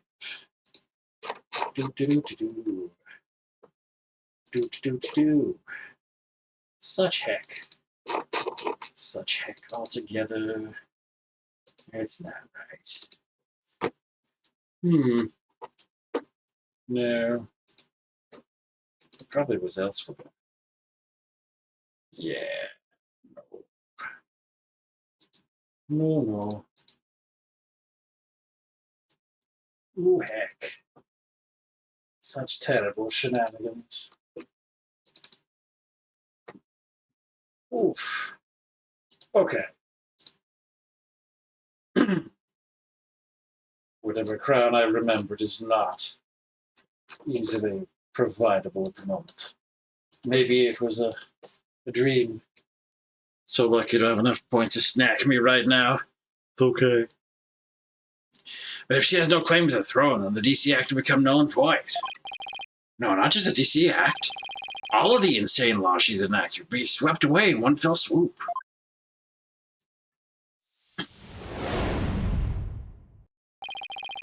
You claim the authority of the crown? You of all people? That's a good one. Have you truly lost it, lawyer? Indeed. I would have the defendant explain himself at once. Still caged and still pent up? Oh, no. That's easy, Your Majesty. Why is Queen Garan so obsessed with the Founder's Orb? So the thing is, so obsessed? Has there been, like, any... There's not been hardly any evidence of an obsession with the Founder's Orb. Stop looking so cute. I can't. I only have 8 frames of animation.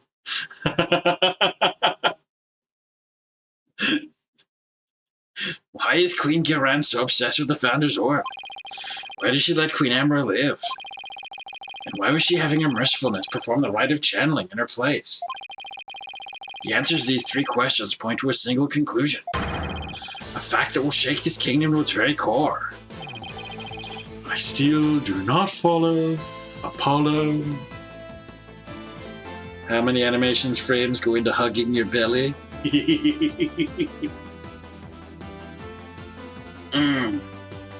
There is hand up and hand down. There's mouth open and there's mouth closed. And there's blink and not blink. So 2 times 2 times 2. So let's follow Apollo. Your Eminence, I have just one question for you. And please be honest. You can't actually channel spirits, can you? What?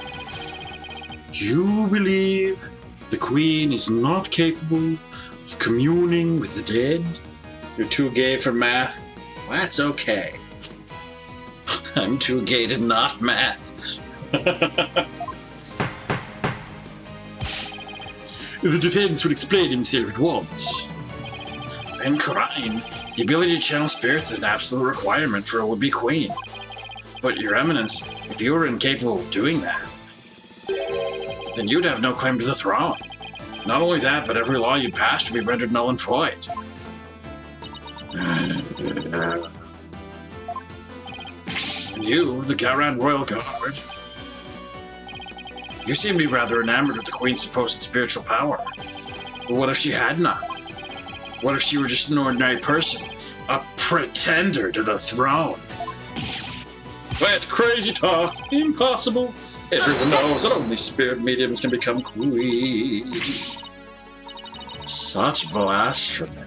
On what grounds do you make such a defamatory claim? Queen Garan? If you think I'm just out to defame you, then prove it. Prove it using this piece of evidence you want so badly. Take that! Founder's Orb. All the conditions for summoning the Founder should be in place.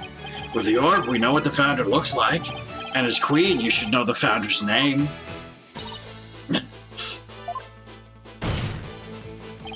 Now, if you would, Your Eminence, please show us the great spiritual power you bear as the Grand Priestess of Khurain.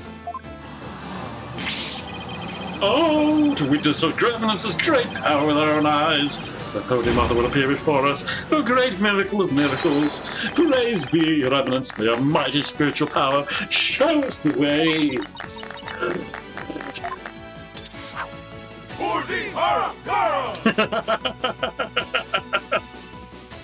Oh no. Just having your yes men when you're not ready to be yes. Enough.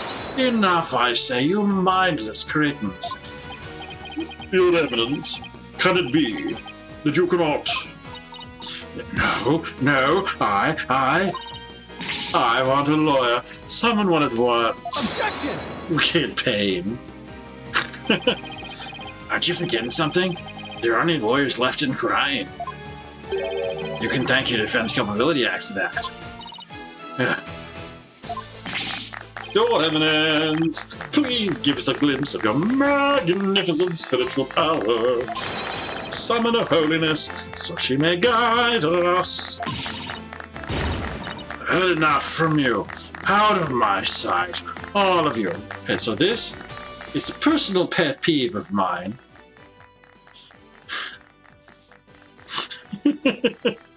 Tell me, what sound in this word is being lengthened?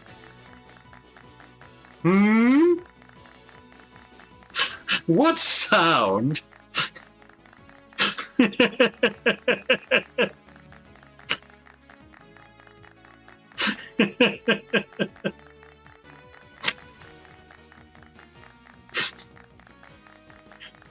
Personal pet peeve, that's all. Did we have to zoom in on our royal bosom? We did that earlier. It was a clue. We had to look at both her and her sister. Game made us do it, for the cause of justice, like Ronaldo. If you truly are capable of channeling spirits, and get on with it already, Your Eminence. You sneaky, underhanded wretch of a lawyer. That reminds me. You said something to this effect earlier. It is time to cease this insanity? Don't you feel stupid for saying that now? Indeed, of all the things she has said, I can think of nothing more ludicrous. Apollo, teach this deceitful, putrid queen a lesson she won't soon forget. Gladly, because it really is time to cease this insanity. Keep slamming that counter. Garan, your reign of terror ends here. Wow, he knocked over all those guards with just his loyalty force.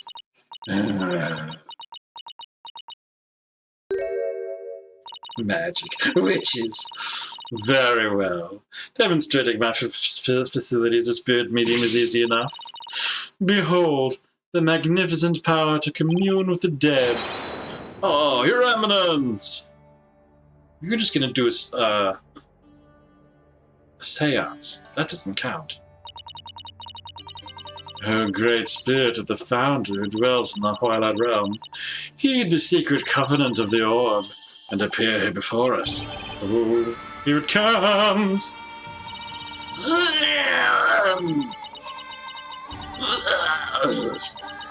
Oh no. What's wrong? Are you not feeling well? Oh, spirit of the founder, brace yourself. The time is now. Appear before us. Heed my call.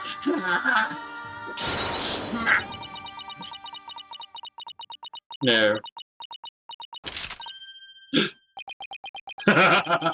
They know what's up.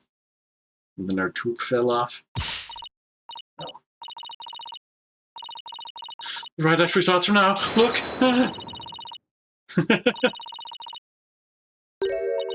Holy Mother!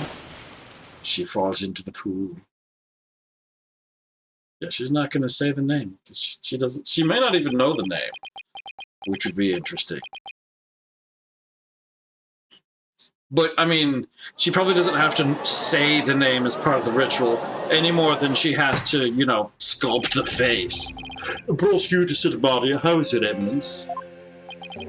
It seems she now believes that she herself is the Holy Mother. I see. But an attempted spirit channeling failed, did it not? Sadly, she seems unable to accept the facts. I fear it will be quite a challenge to question her later. And what, if I may ask, was her motive? I understand that she killed Minister Inga in order to prevent his coup d'etat. But what if it had happened to assassinate Queen Alba 23 years ago? As we said, she would become queen. She's been living the queen life. And to become queen herself? Maybe she just craved power and attention. Don't we all? She likely developed a psychological complex from her inability to channel spirits. That is why she kept Queen Amara alive to perform the rite of channeling for her. In that way, it would seem as if she had great spiritual power. In short, she built a cult of personality upon fear and lies. Then again, do not all tyrants. So then, she never really intended to kill Amara, huh? What I don't understand is why Queen Amara even listened to Garan in the first place. Especially 14 years ago, before Raifu was being held hostage. Well, again, like Garan said, Amara doesn't really care about that work and just does it when she feels like. Why would she keep letting the people of Kurain think she was dead? Well, she kept quietly performing the rite of channeling for Garan. My mother is a gentle soul by nature, and loves her sister dearly. Bring the tiger back. I want to see the tiger again. So when Garan told her to hide because Dirk was out to kill her, she believed it. It's because Apollo doesn't really pay any attention in case it's why he has us. What's more, she did not wish to tarnish the name of her beloved sister. That is why she acquiesced so obediently to Garan's request to keep channeling for her. Until she fled with Dirk and was told the truth, that is. So that's what happened. And since Rifa was being held captive, I imagine Amara had no choice but to help cover up the truth behind Inga's murder. Yeah, living secretly as Rifa's servant Nina? No doubt only deepened her love for her daughter. She'd do anything to keep her safe. All the more reason to hide the painful truth from her. Well, that was the case for the ages. The prosecutor Sadmati has been cleared of all suspicion in the murder of Minister Inga, as has Mr. Dirk Sadmati in the assassination attempt on Queen Amra. Now then, I think it is high time I handed down my verdict on Dirk and Nahita Sadmati. Not guilty. And then the spirit butterflies emerged from the pool of souls, resting themselves upon the defendant, the empty prosecutorial stand, and the defense. Could have sounded better with the tractor voice. The fine print in the tractor voice redeemed says that some games won't work well with it. Derek, I hope you're watching. Pretty sure that fine print is in there. I will bark, bark, bark. Yes, may not affect reading in-game character voices. May not. Shenanigans. Can't blame a guy for asking. Also, technically, it doesn't say that I have to refuse it, but I do because bark, bark, bark. Why would anyone want half a redemption? I don't know. Dirk, I hope you're watching. Proved your innocence. Objection. Now you're just smiling again. And that revolution you've always dreamed of is finally happening. With this, may I finally say, this court is adjourned. Okay, so Queen Amara is still queen? Is that the new state of affairs? May 19, High Court of Hurain, accused lobby. Way to go, Paula. I was on the edge of my seat when those guards stormed the courtroom. It was a shock, all right. Can't imagine anything like that happening back home. Oh, you sweet summer child. I know, right? I was ready to go on down there and teach him a lesson myself. Maya kind of looks like Mia, though. Family.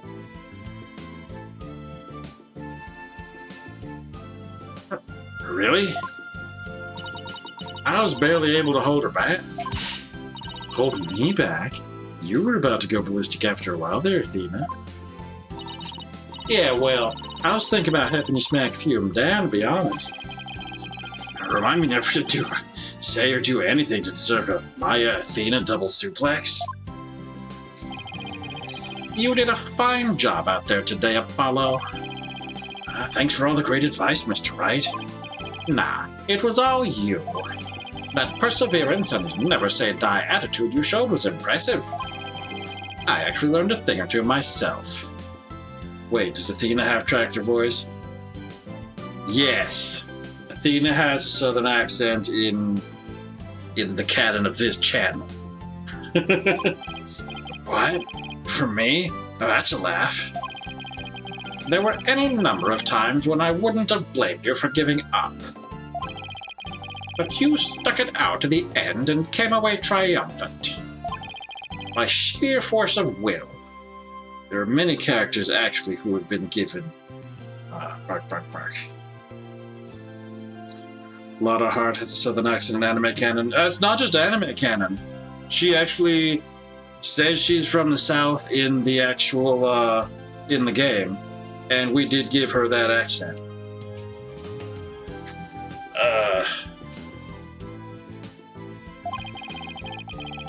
And inner strength forged in countless trials. You overcame the most desperate and hopeless situation I've ever seen. I don't know about all that. I mean it. You've really come a long way, Apollo. I've nothing but respect for your abilities as an attorney. Really? Aren't you exaggerating just a little bit, Mr. Wright? Yeah, I'm trying to remember, like, the various people who we gave a Southern type access to. I know Lotta. I'm pretty sure April, May, Will?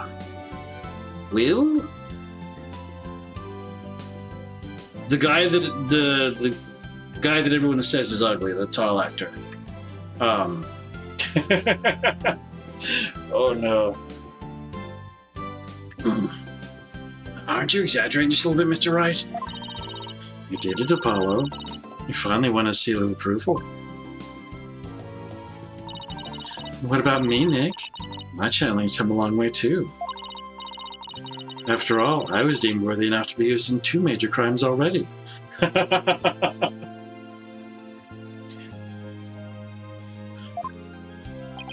Yeah, and 2 major chances for me to become someone for you to channel next.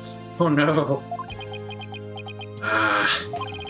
Honestly, I couldn't have done this without the support of each and every person here. Mr. Wright, Athena, Naida, and of course, Dirk.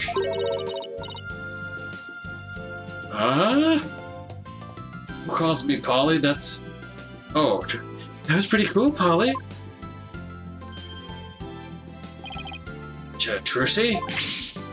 Trucy? What are you doing here? It's magic. I'm afraid she employed the old let's stow away Mr. Edwards' suitcase trick. What?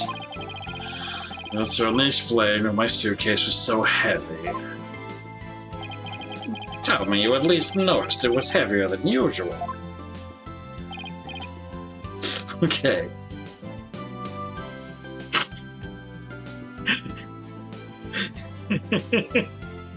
Yeah, someone's luggage didn't get x-rayed when they went through the airport.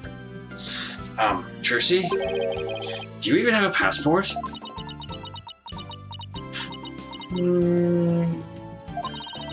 My magic panties are an extra-dimensional space. It's like a mini-universe in there. I could produce a passport at the top of my hat. At the top of my hat? At the drop of my hat. That makes more sense. Right. Maybe some things in this world are better left a mystery. It sounded wrong. A horned head, bobbed head. I'm forever in your debt for what you've accomplished in this hall of justice. Without your presence, I may have never changed as I have this day. It's pathetic, I know. Well, that's where you're wrong, your benevolence. It was you who changed yourself. Only you could choose to defy Garan. And that decision was yours and yours alone. That's right. All we did was present you with an opportunity. And you made use of it with gusto. This victory is yours, your benevolence. You should be proud of yourself. I see. So, I am worthy of my title after all. I shall work to heal our kingdom, so there'll be no peace and prosperity once more. She sure bounced back quick. So, your benevolence, I take it you learned the truth of your origins? Well, there was a whole thing in court! She literally jumped in and said, "Oh, you've been protecting me?" It's like, they did that. That you're the daughter of Dirk and Queen Amara? Yes, my mother, Her Eminence told me. She said it was a part of my disciplining. If you can call it that.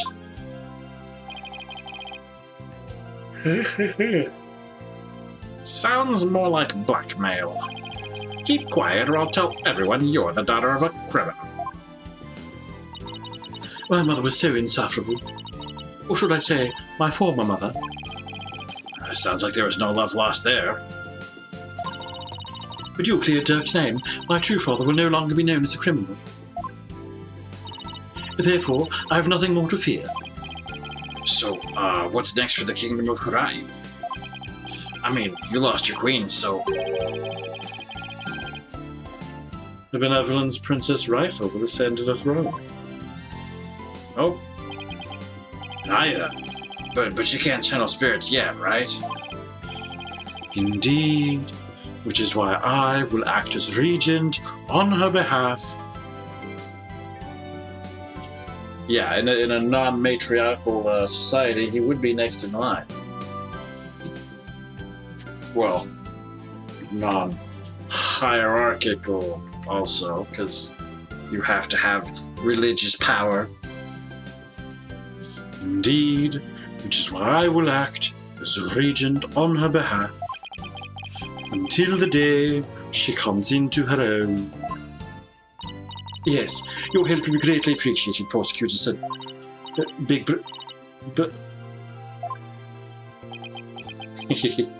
Yeah, he is a brother. Buh? Yes, he is the big buh. Bruh. Is she gonna say what I think she is? Barbed head? What are you looking at, you horn-headed nincompoop?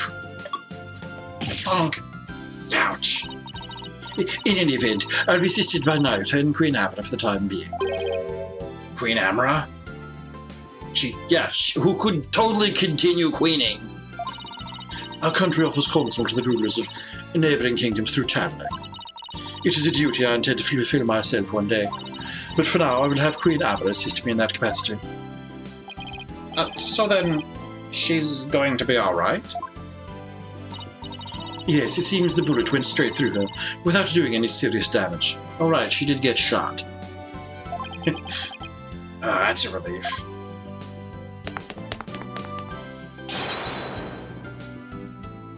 You did it, AJ! Thanks to you, both Dirk and Naya to beat the charges against him. And you got the revolution rolling to boot. Revolution? Dirk. I guess you were right to believe in me after all.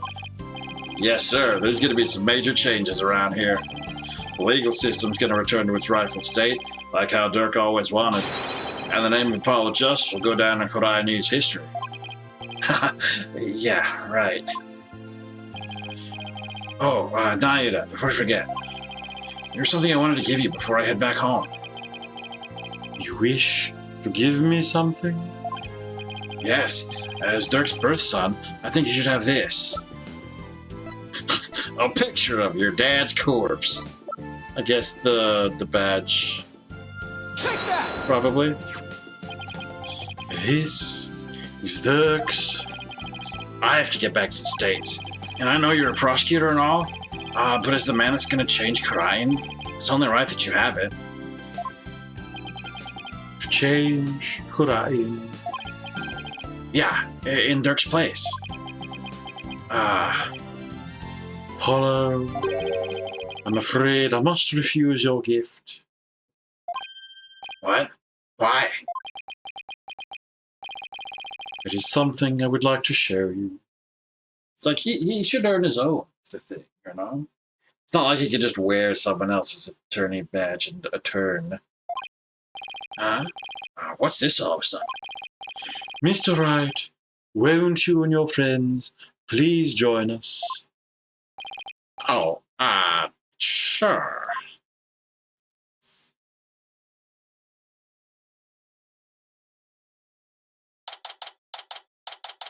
May 19, former Sidmadi law offices. So why'd you bring us here, Naida? Apollo, I want you to stay here in Hurai. What? But why? We've lost our queen, and our kingdom stands at a crossroads. The queen dartboard, yeah. Most of all, we would need to rebuild our entire legal system. Naturally, that includes the reintroduction of lawyers to the court. Wait, you're not asking me to... Yes, I want you to take over this law office, brush out the spiders from the corners, give the rebels who work here other homes of their own. With you as a lawyer and me as a prosecutor, we shall rebuild Khurain's legal system from the ground up. You want me to help you rebuild the legal system? That's a lot to take in. Apollo, I cannot do this without you. As a lawyer, you are the spiritual heir. And having studied in America, your legal knowledge will be indispensable. This is way out of my league. The revolution is still in its infancy, but it was Zerg's dream to restore the legal system to its rightful state. Will you not help me realize that dream? Come on, AJ, you know it's what Dirk would have wanted. Let's do it together. You must be taken aback by my sudden request, but please give it some thought. Of course. I'm honored that you asked. Still, I have my job back at the Write Anything agency to consider, too. It's like I could be second banana at a tiny American law firm, or the top legal mind in the country. Don't you worry about that, Apollo. You're fired. Besides, this is something only you can do. Something only I can do? I mean, to be completely honest, our office would be a bit short on firepower without you around, but hey, this is the last game in the series. Mr. Wright?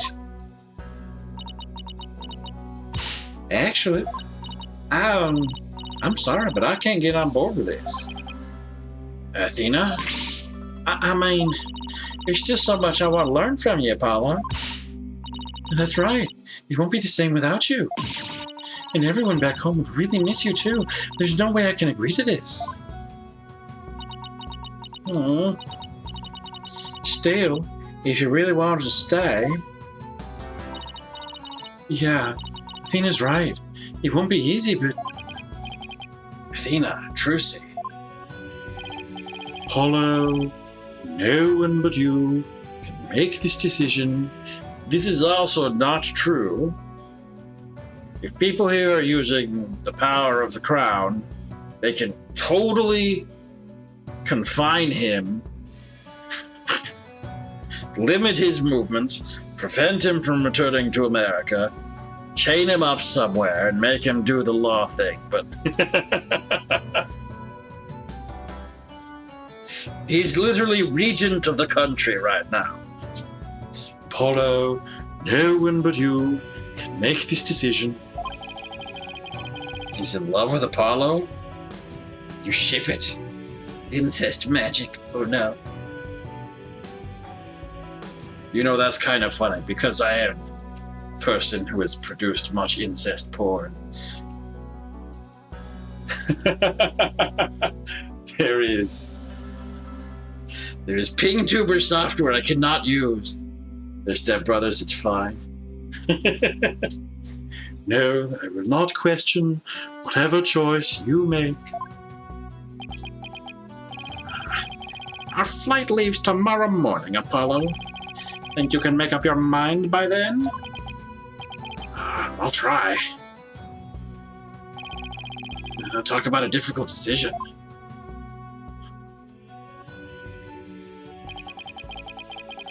Should I go back to the US and continue working at the Right Anything Agency?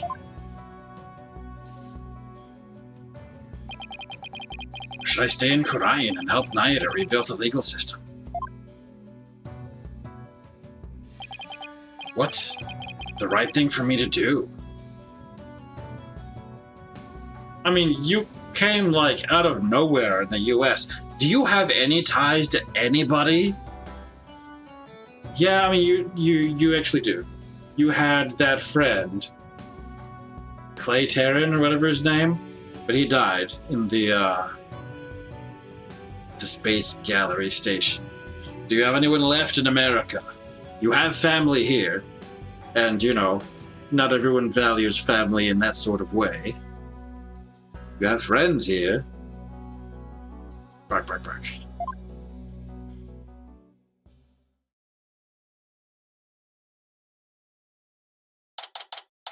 May 20, 8 a.m. Temple. Bus, the airport will be here in a minute. I wonder where Apollo is. Do you think he decided to stay here in Korean? Well, I need rich.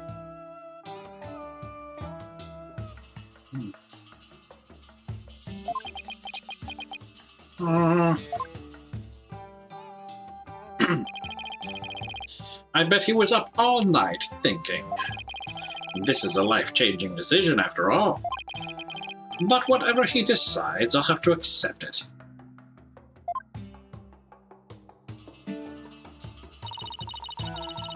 I guess this means no more courtroom battles alongside him. Hey, guys! I didn't know that booming voice anywhere.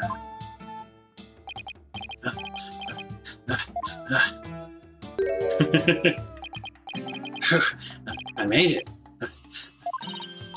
Apollo, you're here. Does this mean you're coming home with us? Could also mean he's saying goodbye. Come on. Don't make him feel worse about it. Well, about that.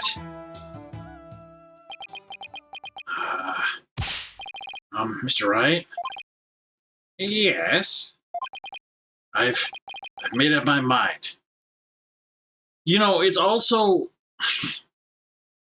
There's no reason it has to be all or nothing. He could, like, live here half the year and... like Persephone. Spend half a year in Korea, and then the other half in sunlit America. I made up my mind. Here it is, the moment of truth. I still have so many things to learn from you. But I've decided to stay in Korean. After all, you're a celebrity lawyer, and anything you actually still do in public will be on TV. You're staying? But... I feel like I have to pick up where Dirk left off. I can't let his sacrifice go to waste. I see. Plus, I want to teach others everything you've taught me about being a lawyer, Mr. Wright. Apollo. Dirk's roadmap for the future? And your teachings? I believe that these two things will save the people of this kingdom from further unrest. I want to do this. No, I have to do this. Apollo, I've never felt prouder. Proud to have had such an amazing attorney working under me. But someday, I'll return to the US. Once the new legal system here is firmly in place, I'll be back. Scout's honor. Will we really see you again, Apollo? You bet. Not that I have any idea how long it'll be. But I promise you this, everyone. I'll keep on learning, growing, and I'll come back to the US an even better and bigger lawyer. So don't you forget about me. Of course we won't, Apollo. There will always be a spot waiting for you back at the office, because no one cleans the place. In the meantime, we'll be rooting for you, so knock 'em dead. You got it, Mr. Wright.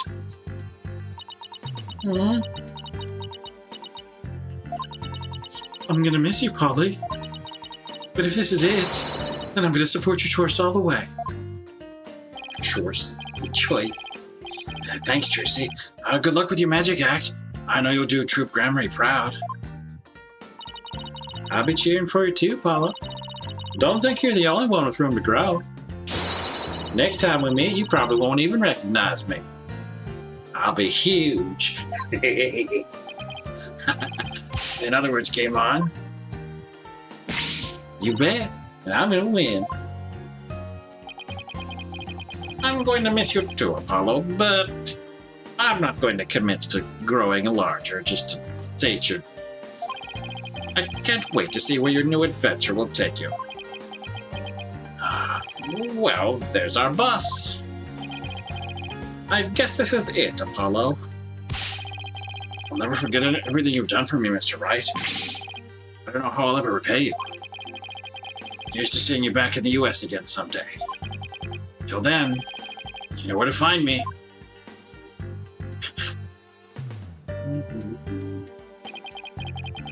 The legacy of those who came before us.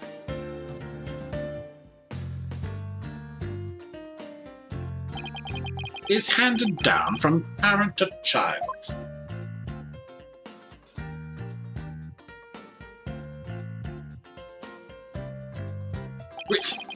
And from mentor to disciple. We must never stall or stagnate, but continue to grow and change.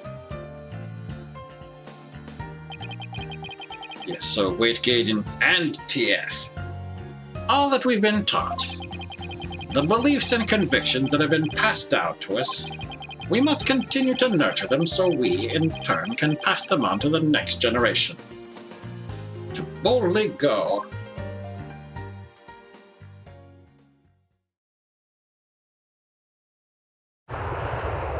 Oh no. Are you really sure you're okay with him staying, boss? Uh-huh. I always figured he'd leave the nest someday.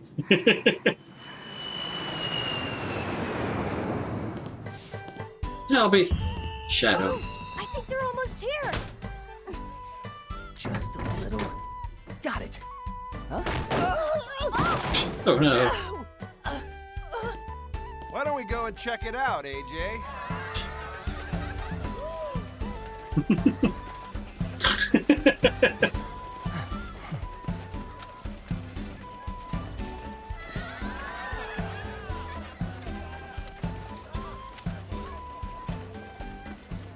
This is beautiful. Ah! Animated, yes. Anime is real.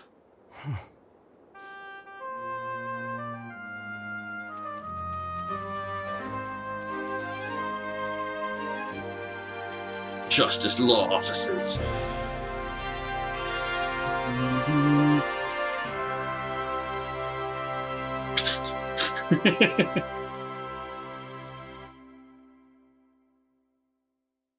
Thank you, English. It's like... Okay, Director Takeshi Yamazaki. Okay, it's time to throw out a poll, if we will keep going. Go on, Mr. Hat. Introduce yourself. I'm the amazing Mr. Hat. Nice to meet you. I want to take this opportunity to announce my solo debut. It seems Mr. Hat doesn't want Apollo to leave him in the dust. We're fierce rivals, you know. I can't let him hog the spotlight. It's just not the same without Polly, is it? Yeah, I kind of miss him too. I know. We should go visit him in Kurai. Director Takuro Fuse.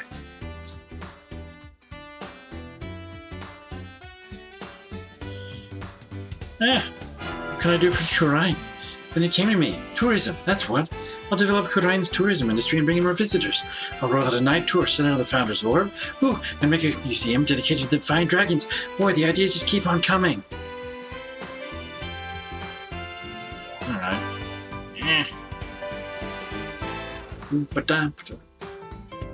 You worried it's just you? Nah.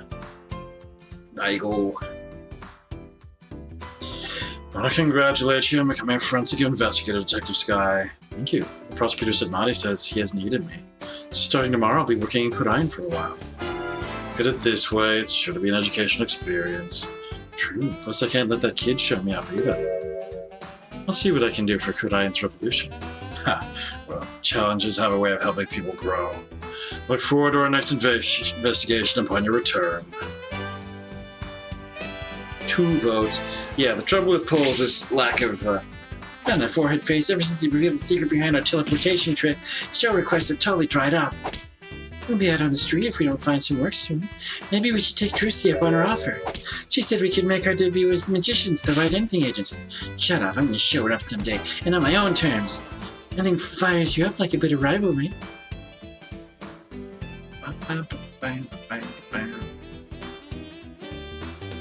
Yes.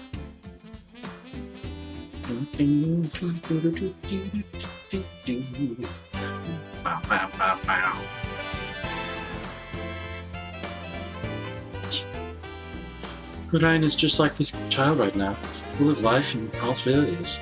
I have faith that Dirk and my darling Tarust will cover them both. We'll see Dirk's legacy through the end. Just for Junior here, there's a secret to behold the Dat's pose.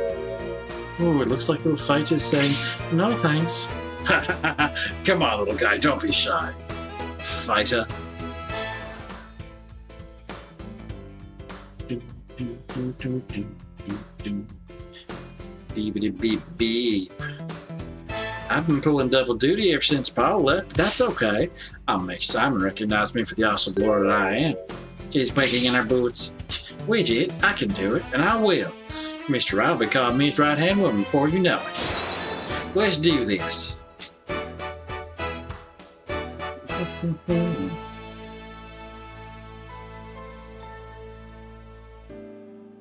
Have credits. Ooh. Musky, how dare you deliver my order in such a sorry state? Don't be mad, Sammy. There was a huge problem yesterday. She still tastes fine. Here. Great big pillock. I just lost my appetite because of you. It's hard to find good help these days. Wouldn't you say, old chum? Chum?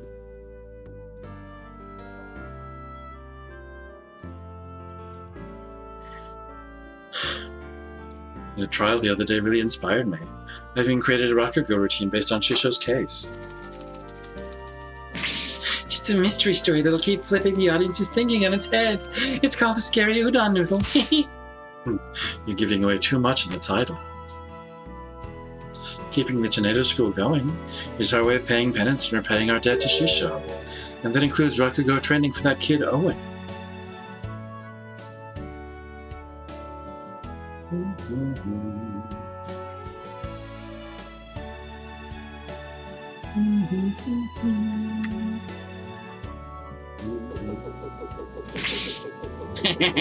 With my newfound mobility, even ancient ruins and your fancy-schmancy Tomb Raider trips are no match for me. Fire! The university where my father worked is letting me help with a dig. One day I'll discover an unknown ancient civilization dedicated to him. I'll also be going on a dig in Korean soon. That private justice had better not be slacking off. So we can see what happened to Pain. I'm gonna be super busy now that I'm the head of the Fae clan. Don't worry, Mystic Maya. I'll do whatever I can to help. Thanks, Pearly. Our first order of business will be to revolutionize Grind Village. Ooh, I have an idea. How about opening a store where we can buy new outfits like the city girls wear? Oh, look who's all grown up now. I think there are a few more pressing matters to take care of first. Yeah, you're right. I guess it'll be a while before I get my revolutionary makeover. You love Pearl, she's so sweet. Yes.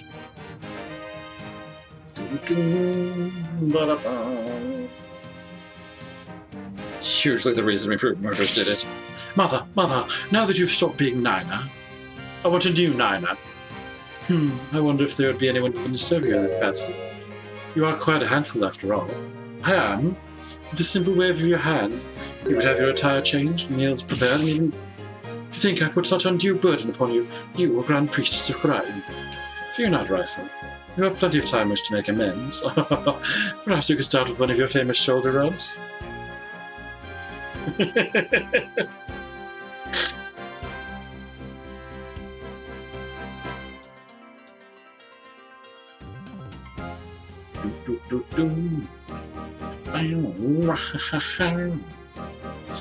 Her benevolence is taken to calling me Braidhead. Even worse, she trembles and her face turns red when she speaks to me. But my Donder deserves animosity. What is true and merciless to be given such a dismissive name is entirely uncalled for. Perhaps I shall consult Apollo about this. Braidhead. Well. Okay. Ah. How's he doing, Mr. Wright? Great. He's a respectable lawyer in his own right. He even has his own practice called Justice Law Offices. Thank you. This wouldn't have been possible without you. Oh, before I forget, I made a copy of this photo for you. Photo? Oh. Jove. Ah. It is so good to see him again. Don't you think it's about time we told them the truth? After all, they've both grown into fine young people now. Yes, you're right. Perhaps it's about time they knew. Wasn't there a DLC case for this game? Yes, there is. That's why we voted to keep playing this game. Instead of just going straight to the next one. Because there is still more to be told. Yeah, everyone just gets the names from their hair. Oh no.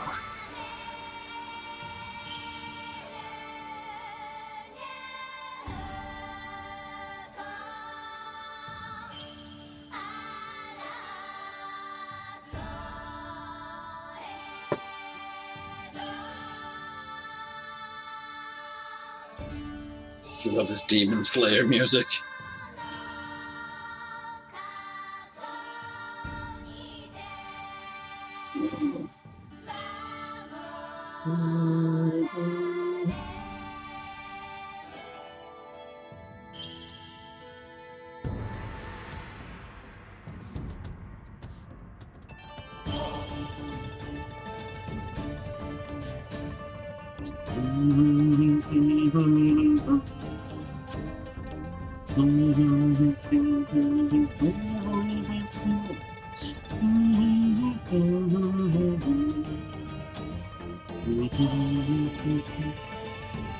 Sheeb.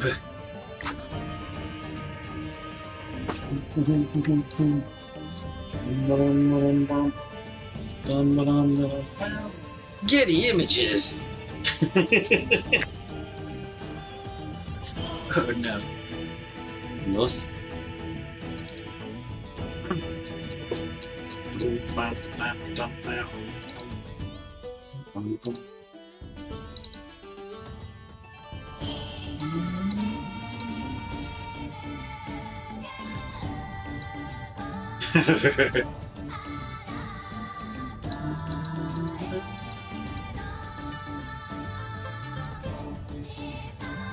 So nice.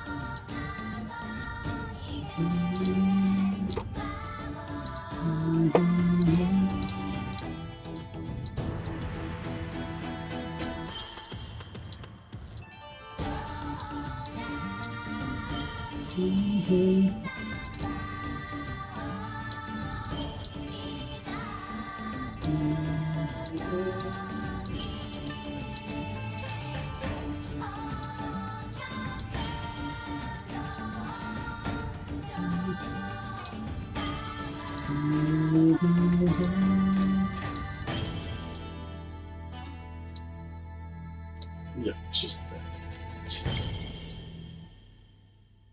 Bark, bark, bark. Heck. Everything is shenanigans. And very large pigs.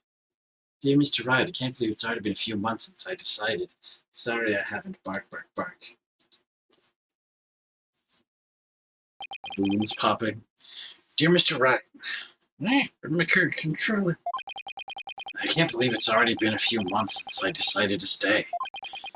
I'm sorry I haven't been good about keeping in touch, but things have been really hectic. Rebuilding a legal system I'm not yet familiar with. Very large pigs.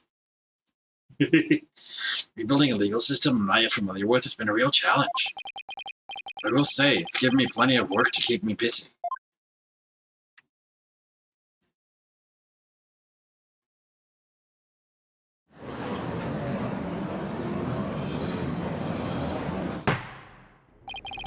Have you not given the autopsy report even a cursory glance, Mr. Justice? It's just I have 15 clients on my plate right now. I probably shouldn't have accepted all 15 at the same time.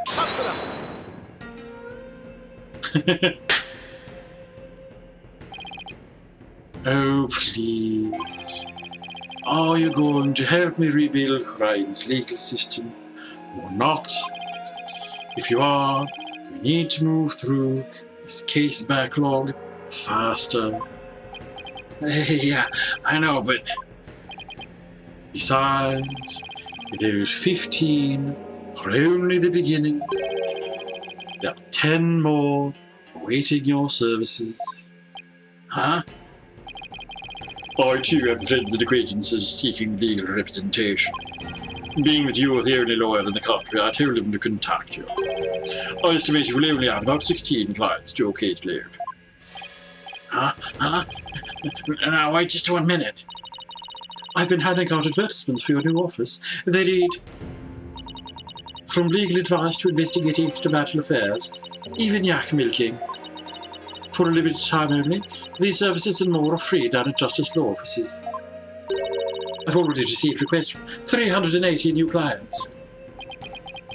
Yeah. I'll have to say something, aren't I? There's one word. All for yak milking. I trust you did your cords of steel exercises this morning. Well, go on. There is no need to hold back. Now that you mention it, we are ready to hear a shout today. Say the line, Bart! Yes, and I'm getting quite drowsy from these tedious proceedings. I could use a loud something to wake me up. Do not disappoint me, Hornhead. Do not disappoint me. There's really only one thing to say at a time like this. It's a word I've said countless times in my career, but one I'll never tire of. They're gonna make me complicit in hitting the button. Objection! Being bullied by the royals. Oh no. End. Yes. Turnabout Revolution. Awarded. Alright. We literally overthrew the queen. Woo! Okay, so here it is hiding down here.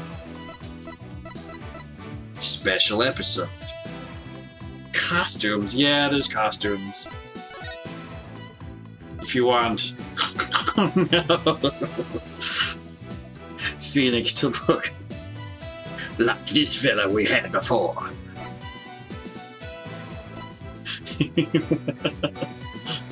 If you want Apollo to look like that.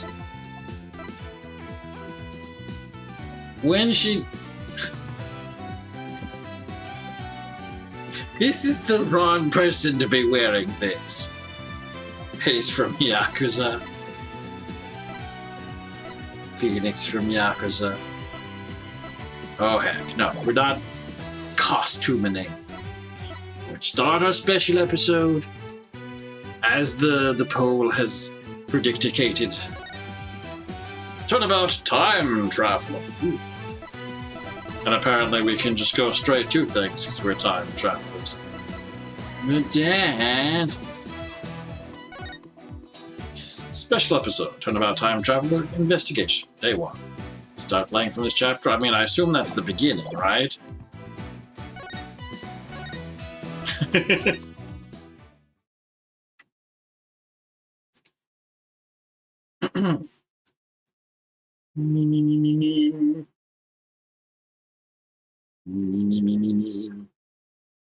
Special episode, Turnabout Time Traveler.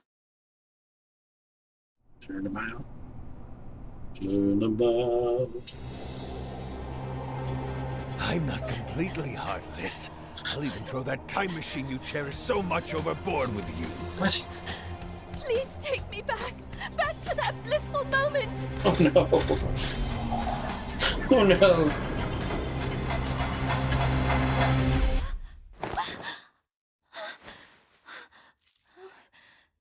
It's almost time for the reception, milady. Milady.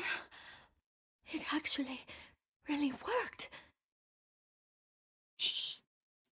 Yes. September 21, 10:13 a.m. Write anything agency. Okay, let me make sure I got this straight. When your magic panties appear, I do a backflip into a handstand and blow out the candle. No, Athena, you've got it all wrong. You do a backflip to the ring of fire while holding the candle in your mouth. There's no way I'll ever be able to do that. Sure you can. I believe in you, Athena. You won't work much longer at the Write Anything agency if you can't do anything. Trucy, what are you and Athena up to? Athena's agreed to be a part-time performer in my magic show. I couldn't say no to some extra cash, but I probably should have thought it through first. Now it's human cannonball this, guillotine that. It's not like I have 9 lives, you know. You've made your bet, Athena. Now you've got to lie in it. No, I'm too young to be taking out a life insurance policy already. My name is Phoenix Wright. I'm the head of this law office. Since when did you become the head of this office, Daddy? I mean, who exactly does all the cleaning, accounting, and scheduling around here, huh? Well, I guess nobody, unless Apollo is gone at this point in the timeline. You've got me there, Trucy. This is Trucy Wright. She's my adopted daughter and a magician. And I'm Athena Sachs, Rising Star Lawyer of the Write Anything Agency. Or rather, the Rising Star Assistant to Trucy, you mean. I'll get back into a courtroom soon. I'm going to forget everything I ever learned. Speaking of the courtroom, we haven't exactly had any clients lately, have we? You know, you could go to Korain, where they're icky. They're icking for lawyers. They're itching for them. Business as slow as ever, huh, Nick? Bet you made more money back when you played the piano. Oh, other day. Yeah, long time no see. Larry? I haven't seen you in years. What brings you here all of a sudden? Some big news, that's what. Okay. Who's this guy, boss? This is Larry Butts. They can't have robot emotions and dead people visions in crime, though. Are you sure? This is Larry Butts. He's, well, let's just say he's an old friend of mine. So, Larry, what's so big that you had to come and tell me in person? There's somebody I want you to meet. Hey, you can come in now. All right. How do you do? Hi. That dress? Is that a wedding dress? Yes, it is. My name is Ellen Wyatt. I'm a domestic servant, a maid of the Sprocket household. Sprocket? As in Sprocket Aviation? Yes, that's the one. Wow, Mr. Wright, Sprocket Aviation's a really big airline company, and she scrubs the shoes of someone who works there. You heard of Rainbow Airlines, right? The one they call RAL for short? Yeah, that does sound familiar. Well, it's run by Sprocket Aviation. I see. But what is a Sprocket family maid doing here in a wedding dress? So actually, we decided to get married. You what? I'm not so young anymore, you know. Figured it's time to finally settle down. What? You're getting married? No way. I don't believe it. Besides...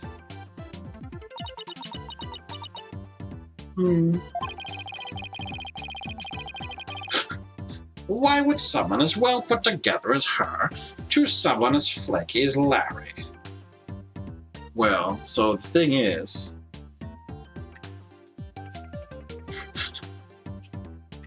I forget what the name of it is.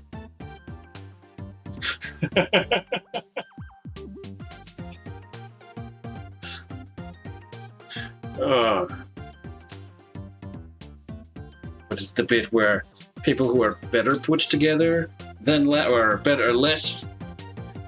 People who are more decent than Larry would not have the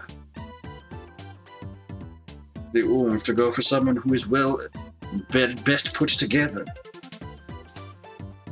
So they get disproportionately lower, not lower quality, but less social skills people. You're kidding, right?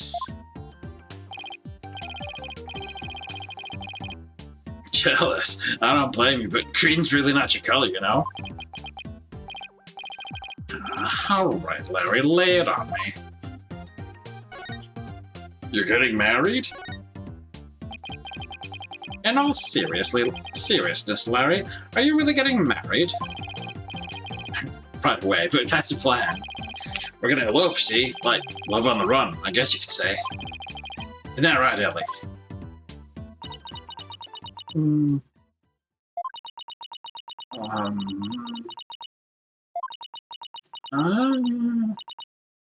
Larry, I do believe there's been a major misunderstanding here.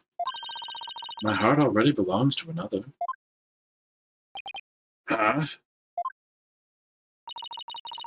I'm in love with Soren. Not you. I know somebody named Soren. Say what? That's about what I thought. But Ellie, baby, weren't you running away with me so we could get married? As I said, you misunderstand. You said you'd help me escape. That's the only reason I ran away with you.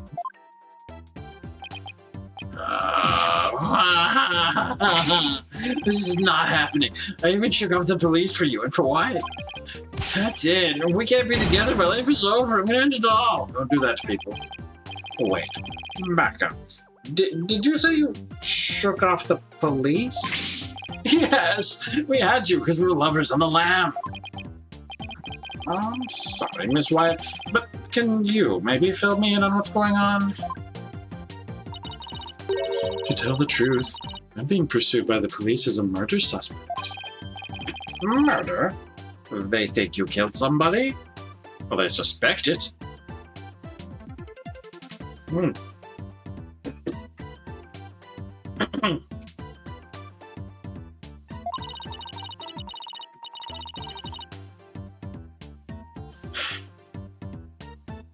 I happened to find a dead body at my reception, so the suspicion fell on me. They had me confined in a separate room. And that's when Larry came along and helped me escape. I'm sorry, but what? Oh, Nick! Me and Ellie were gonna elope. We were gonna put it all on the line for true love, but the police tried to stop us, so we had to scramble to shake them off. Where did it all go wrong? I feel a migraine coming on. Please help me. The police are sure to be intensifying their search. Look, it's even on TV. More news on the murder suspect and an unidentified man on the run from the police. photo of the suspect, Ms. Ellen Wyatt, has just been released by the police. Sources say that the 21-year-old is suspected of clubbing the victim, 25-year-old Dumas Bloomsbury, to death in the wedding reception hall after her banquet. The two fugitives are said to be highly agitated and dangerous. If you see them... You've gotta be kidding me. Oh, brother. I guess this means we're technically harboring a pair of fugitives here, huh? No, we're lawyers! We're lawyering for them! Well, we could be. Oh, Nick, what you gotta do? Ellie's up me hardcore. I'm the one who should be crying. Larry. I haven't seen you in ages. Where have you been all this time? You mean you don't know?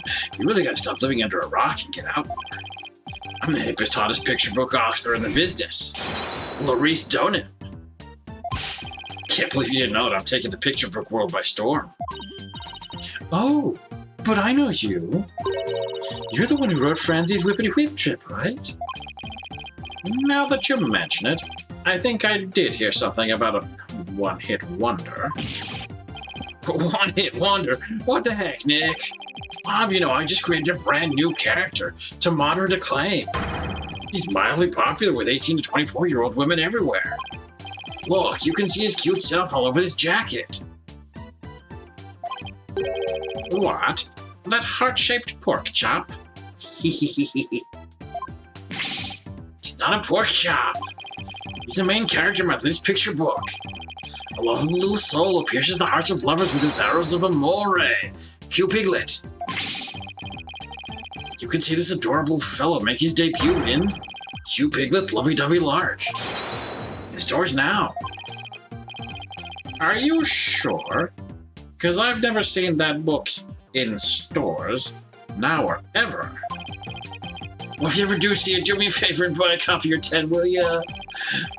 But I thought you were taking the picture book world by storm. Anywho, you'll defend Ellie in court, right, buddy? Please, I'm begging you. I didn't murder anyone. I swear I'm clean as pure as this pure white dress. No psyche.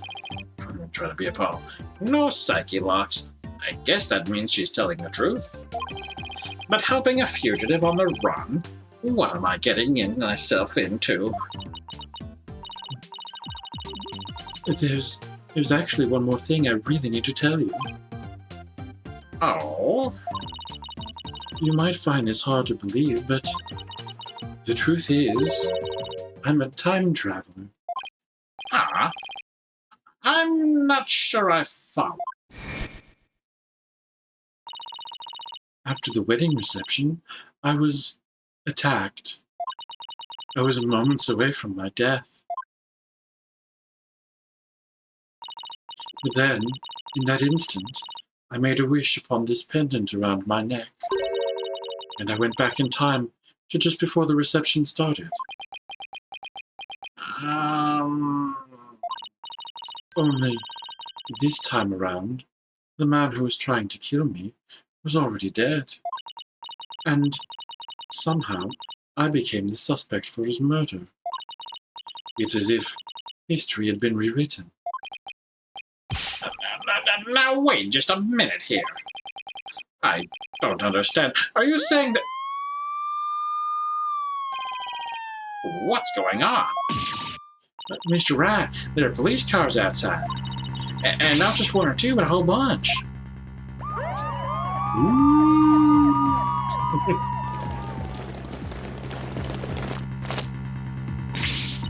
Daddy, a whole squad of officers has the building surrounded. What? This is police. There's no escape. Drop your weapons and come out with your hands up. Nick, what do we do?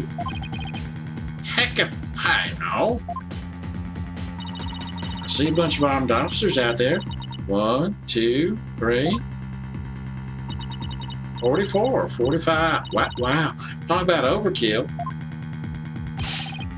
Listen here, you criminals. Think about what you're putting your poor parents through. I'm sure this isn't how they raised you. Think about their smiling faces, their warm home-cooked meals. Who in the heck are you? Detective? Now, hold on there. Hey, you can't go in there. It's too dangerous. Wait!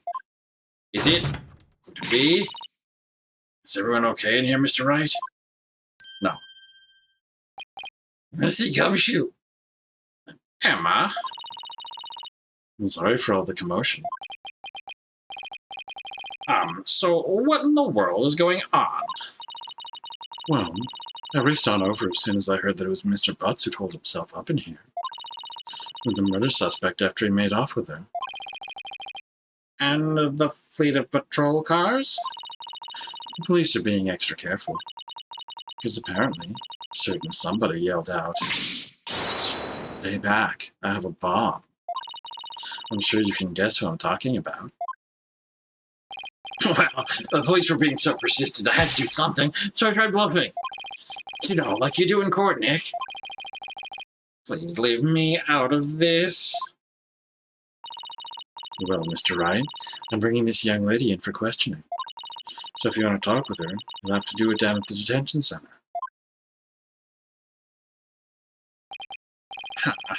I suppose I should thank you for your thoughtful gift of trouble and mayhem, Larry. Come on, Nick. We gotta get down to the detention center right away. Listen, Larry. I haven't even decided whether I'm going to take on this case or not. Wow. I know you will, because it's you. Guess I got no choice but tag along and help, man. What? And skip it on me? We've only just started practicing your repertoire, you know. Huh? You'd better stay and practice with Trucy, Athena. A promise is a promise, after all. What's cold, boss? You gotta get me out of this. I can't take it anymore. Let's get practicing, Athena. Next up is some training for the water tank escape trick. Stick your head in this bucket of water and hold your breath for 15 minutes. Hey, no! Stop, I'm begging you. Ah, she's getting away. You get back here, Athena. I guess the only person cannot be Trucy's assistant is Apollo. Well, guess we'd better get to the detention center and ask Ms. Wyatt some questions. Especially about that whole time-traveling business she was talking about. Okay, I don't need to bark. It's fine. Fine!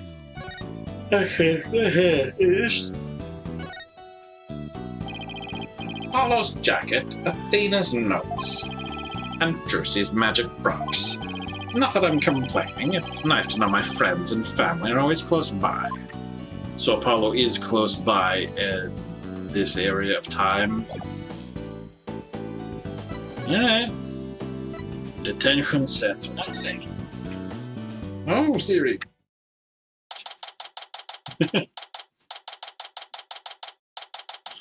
September 21. Detention center. Visitor's room. Oh, it's you, Mr. Wright. Ms. Wyatt, would you mind if I asked you a few questions? Nick is going to defend you, Ellie. Isn't that great? Larry, I told you I haven't decided yet. What? What? Ah!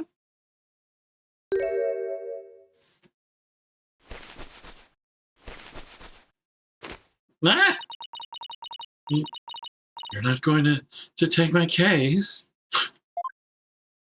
Don't conk yourself with it! Oh. I'm never gonna be happy. Miss Wyatt, what the... Did I do something wrong? This. That. That is some anime right there. You just sit there, watching the mouth oscillate for a little while.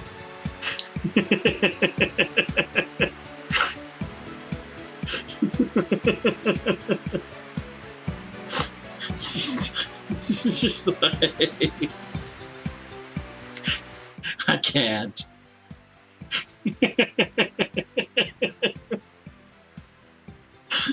Oh no. Oh no. The dripping mucus. Oh no.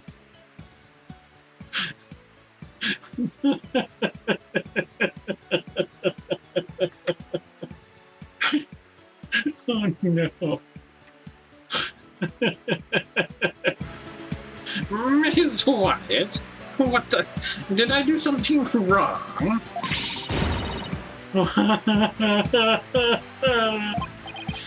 Miss Wyatt, please calm down. I'm innocent, I tell you. But the police won't believe me, and neither will anyone else. I'm gonna die all alone in a jail cell. Abolish prison. All right, I'll do it. I'll take your case. Just please stop crying. Really? You will? The fact that Larry was the one who brought you to me had me a little worried, but you don't seem like a killer to me. Oh, thank you. Thanks, Nick. I knew you'd come through. Did I really have a choice? Guess not. In any case, it doesn't seem like Ms. Wyatt killed anybody. Plus, it's not like I'm up to my ears in work at the moment. Ms. Wyatt, Ellen, let's do this. Together.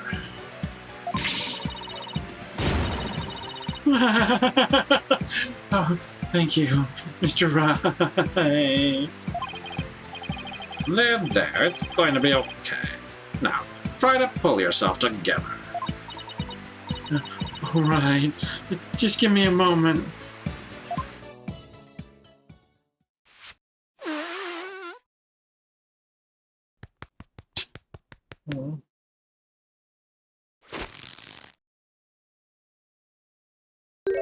Okay. I'm truly grateful to you for taking on my defense, Mr. Ryan. Sure, no problem.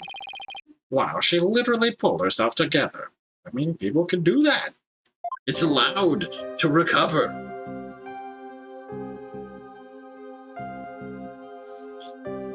Alright, tell me about suspicion of murder. Now, please tell me everything you can about the incident. Alright. It happened after the wedding reception. I was attacked. By Mr. Gloomsbury. Wasn't Gloomsbury the name of the victim in that news report? Maybe I should listen to what she has to say first, though, before I start asking questions. How dare that guy lay a hand on somebody else's blushing bride? What a creep. That's rich coming from you. Do you have any idea why he did attack you? No, but... But what?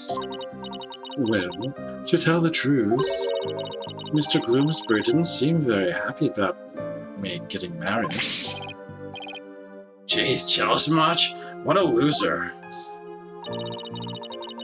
Mr. Gloomsbury had forced me onto the Vista deck and was going to push me off.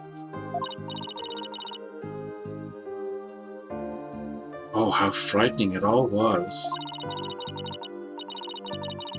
I was just about to lose my life, what should have been the happiest day of my life. So that's why I made a wish upon this pendant. Triforce! That pendant? Yes. It was a gift from my husband-to-be, Soren. He said it's a symbol of our love.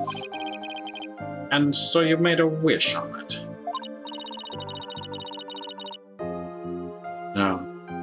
You may think what I'm about to say is very strange, but I beg the pendant, please take me back to that blissful moment.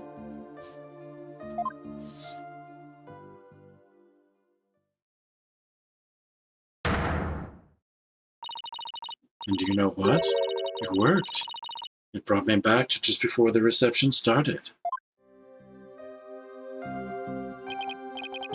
So that's the time traveling thing you mentioned back at my office?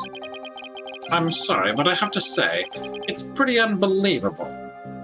I only believe in summoning ghosts from beyond the grave, or using magic to tell when people are lying. Time travel? That's beyond the pale. Unbelievable.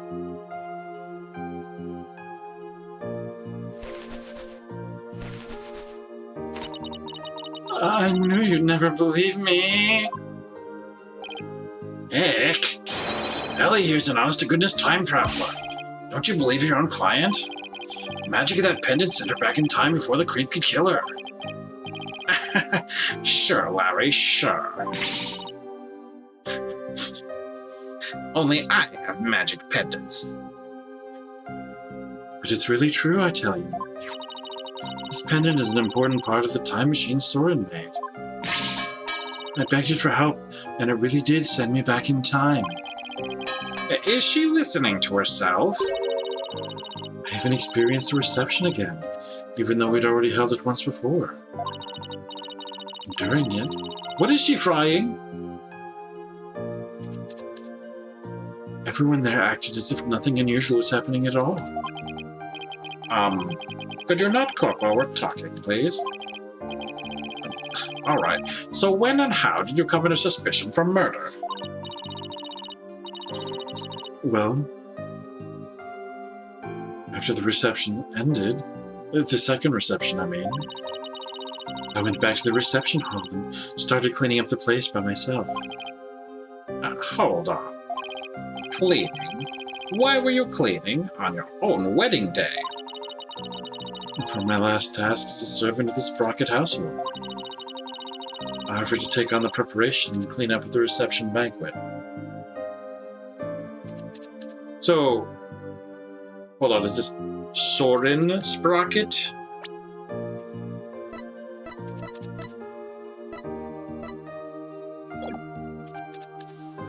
As in sprockets around this shenanigan. I offered to take on the preparation and clean up at the reception banquet. I see. I started to move one of the decorative lanterns in the room. It was so heavy I lost control of it, causing it to topple over and break open. What broke? Lantern. That's when I saw Mr. Gloomsbury's dead body inside the lantern. So you simply happened to be the first to discover the body, right? That's right. I just came across it by accident. But I became confused and didn't know what to do. And that's when some of my in-laws saw me and jumped to the conclusion that I had killed him.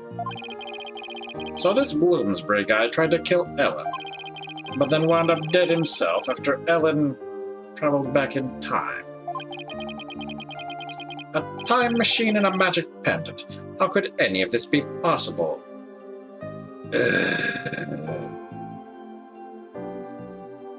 Not only do you have your own magic pendant, you literally referred to it earlier in this episode, saying you didn't see any psyche locks on her.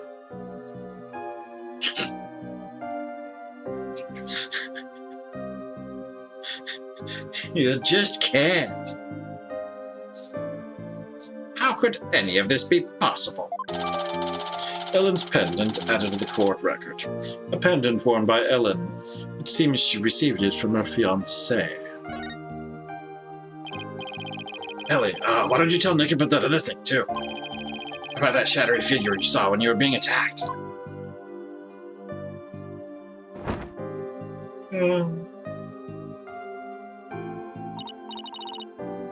Yes, good idea, Larry. The wedding, the shadowy figure. So, you and Larry here were never planning on getting married, right? That's right. We've only had a few brief interactions, so I can't say I know him at all. Oh, Ellie, how can you say that? You and me are bound by fate, I'm telling you. We're meant to be together. Larry, go home. What?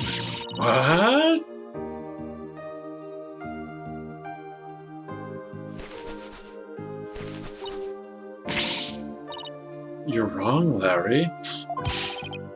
I've never been so right, baby. It's as plain as a goatee, but go home, Larry. Larry, don't make me send you to time out. Now, can you tell me about the groom, Ellen? What's he like?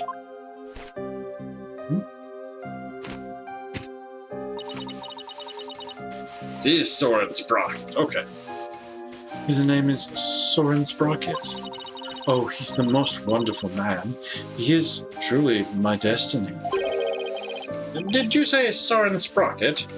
As in the Sprocket family that runs the RAL, whatever that stands for again? That's right. The next president of Sprocket Aviation. Wait, he's in line to take over the company? He's nothing but a rich, spoiled brat. I'm clearly the better choice. Clearly, go home, Larry. Larry, you and Soren are different as night and day. There's no comparison. Ellie, you're breaking my achy breaky heart. So she's marrying into money, huh? Nothing wrong with that. I can't believe Soren chose me. A simple house servant. He's my knight in shining armor. My prince. Oh, my Soren.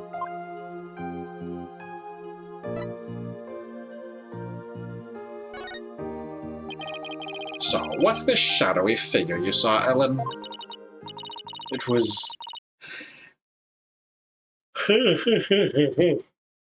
Yanny face.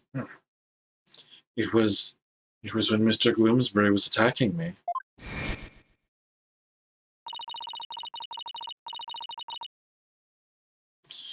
Right after I made a wish upon this pendant, I started to pass out. But just then, as I lost consciousness, I saw somebody strike Mr. Gloomsbury from behind.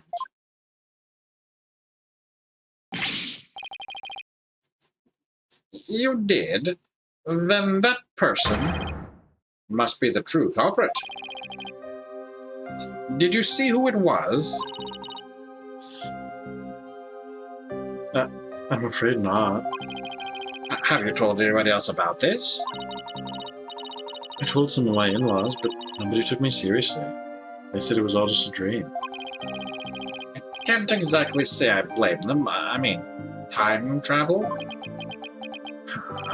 Larry, for my peace of mind, please tell me that figure wasn't you. Of course it wasn't. Ellen's statement added to the court record. Ellen saw a suspicious third party on the Vista deck when she was being attacked by Gloomsbury.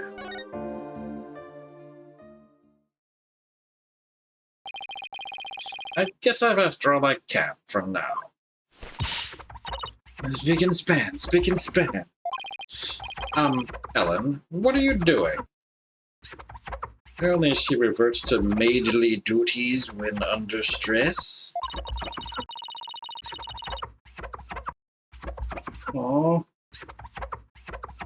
I want to make everything clean and beautiful when Soren comes. I can't have my future hubby come into a dirty room now, can I? It has to be spotless, just like this white dress. Oh no. Spick and span, spick and span. Well, let's hope we can wipe away all suspicion from you soon, too. Doing the out-damned spot. Nick, we better get the crime scene right away.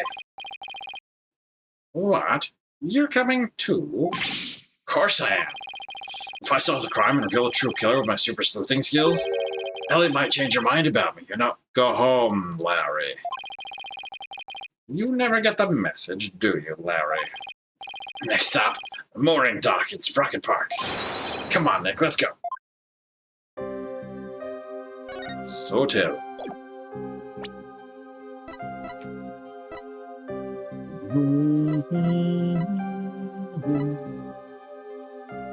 Yes. As we used to say, when something smells, it's usually the butts.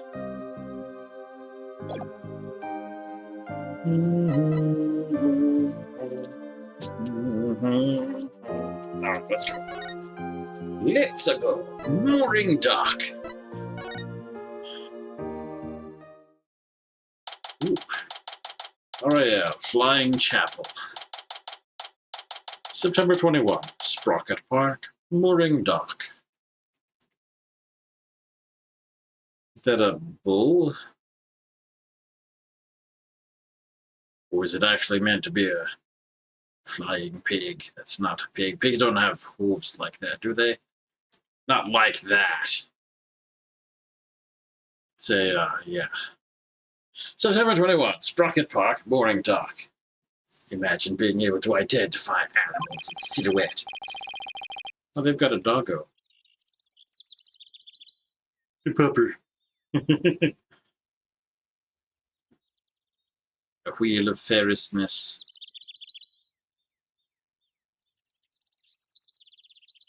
People with tennis rackets? Well, see a tennis court nearby. Maybe they're playing badminton. Sprocket Park. Oh, that's broken. Okay, and the map, which is itself broken. Anyway, up. So this is Sprocket Park. But where's the reception hall? The reception hall? Oh, that's, wow, looky there. What is it? I just want to be a cute mamacita. Don't wait up, Nick. Hold on, where's the reception hall?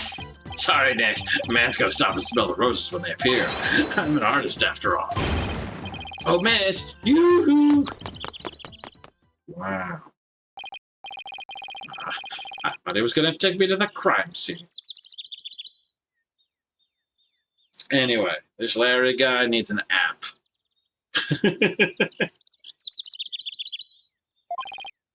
Oh well, I'm sure he'll come slinking back when he inevitably gets rejected. I'll just take a quick look around until then.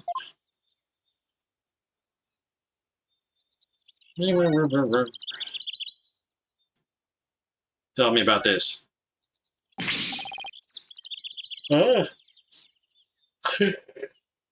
Wow, that airship is huge. Oops, didn't mean to say that out loud. I've only ever seen airships like this up in the sky. But I've gotta say, they're mighty impressive when you can see them up close like this. You will not tell me about the logo.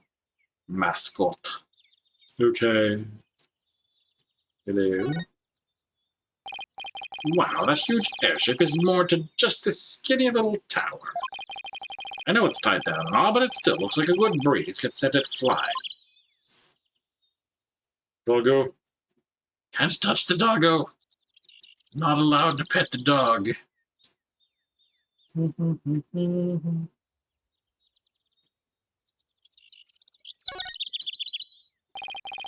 So this bench hit that sign, huh? Hopefully it didn't hit a person, too. That would be a catastrophe. I guess from now on, whenever I'm walking around outside, I'd better be on the lookout for unidentified flying furniture, too. Ugh. Mop.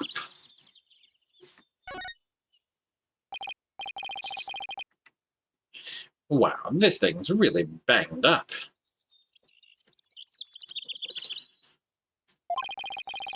You looking at the sign? They say it got damaged by heavy winds yesterday. Big Gus sent that bench flying into it. Well, that's what they're saying anyway. I see. The wind caused that. More like a tornado. Your repair guy was saying, don't touch. It's dangerous. I see. Thanks for the heads up. Poor guy. Looks like it was a lot of work.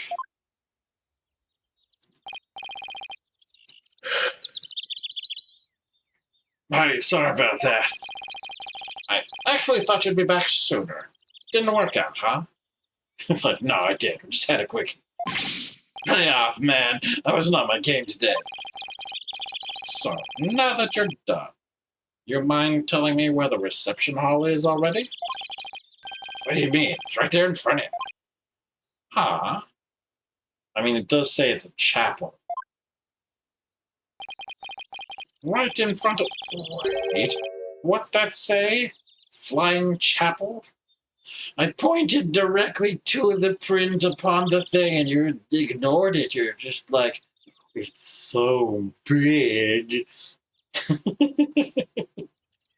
Wait, what's that say? Flying chapel? Do you mean to tell me? Yup, Ellie's reception is on that airship. Whoa, a sky-high reception hall? Yup, and that's where you'll find the crime scene. Man, not only does that airship fly through the sky, but the space-time continuum, too. But the happy couple's honeymoon got left far behind when it made that time skip, though. Here, check the airship out for yourself with this pamphlet. Flying Chapel pamphlet added to the court record. A pamphlet for the Flying Chapel. It includes a brief introduction and diagrams with layout. Airship wedding. By the way, I figured you should use some backup, so I called in some help for you. You did? Yeah, should be here any minute now. Oh no. Oh no. Vroom? Vroom? Oh no. That red sports car. Larry, don't tell me you called. You know it, buddy. Trust you've been well, right? Ah! No. Surprise. Now admit it. That was a pretty good Mr. Edgeworth impression, wasn't it? That is indeed where I thought we were going. The misdirection. Maya, what are you doing here? Larry called me out. He said something about it being finally time for him to tie the old knot. And that's funny. I'm pretty sure he mentioned something about being here with his bride. I know this is sudden, but please marry me.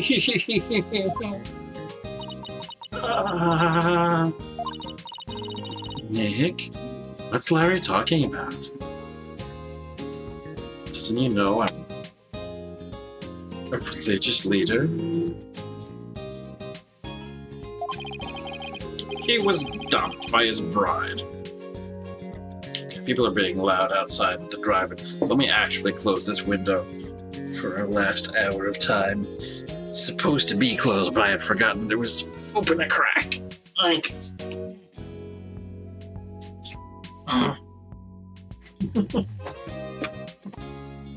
Oof. Speaking of open a crack, oink. Oh yeah. Okay. He was dumped by his bride. Well, by his imaginary bride anyway. Wow. Poor Larry. That's a new low, even for him. But hey, the imaginary girlfriend's never hurt anyone, right? More power to him. Imaginary was the wrong word. Larry would totally have an AI girlfriend. It would work for him. Just right. More power to him. This is Maya Fey. She's been abroad for her training as a spirit medium. But now that her training is over, she's back home here in the States. That's right. The new and improved Maya Fey is on the scene. Spirit and girl power at the ready. Look at you, Maya, all grown up and as cute as ever. Oh, you know what? I just realized something. If I ever got married, I'd miss out all the fun of always meeting somebody new. So you haven't changed a bit, Larry. Yes, the actual one. Edgeworth, I figured that car belonged to you. But when did you become Maya's chauffeur? It's nothing like that. Just happened to run into her en route and picked her up. I run into her and she jumped out in front of my car. I nearly ran her down. This is Miles Edgeworth. He's a friend of mine, the district chief prosecutor. I heard he's been busy lately. But not too busy to come join me for this. So, what brings you here? Oh, wait. Don't tell me Larry called you up too. He did. However, I had business of my own here at the scene of the crime. Business? What kind of business? You just said he's the chief prosecutor. You think he might be taking the other side? The incident. Hydration.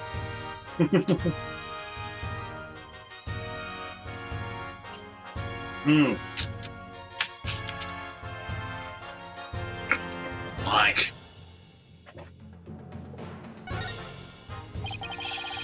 Just so you know, right, I am the lead prosecutor on this case. What? You? Doing work? Never. Yes. It appears we'll be standing on opposite ends of the battlefield this time around. So, I'll be up against Edgeworth tomorrow. But I don't get it, Edgeworth. What about this case warrants the personal attention of the district's chief prosecutor?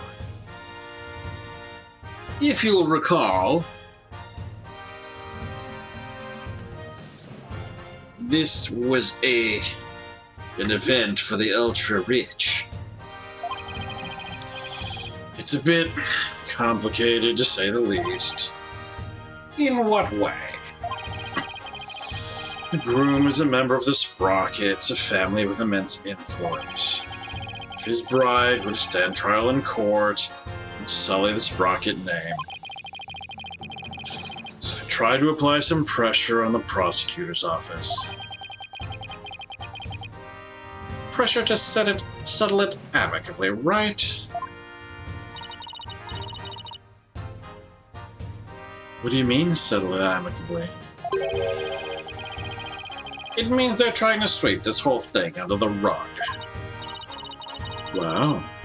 Sprocket Aviation really has that much clout? Yes, I have especially strong ties in both the political and the judicial worlds. To the point where no one dares to oppose them. Don't tell me that includes you. Don't be ridiculous, right? It's quite the opposite.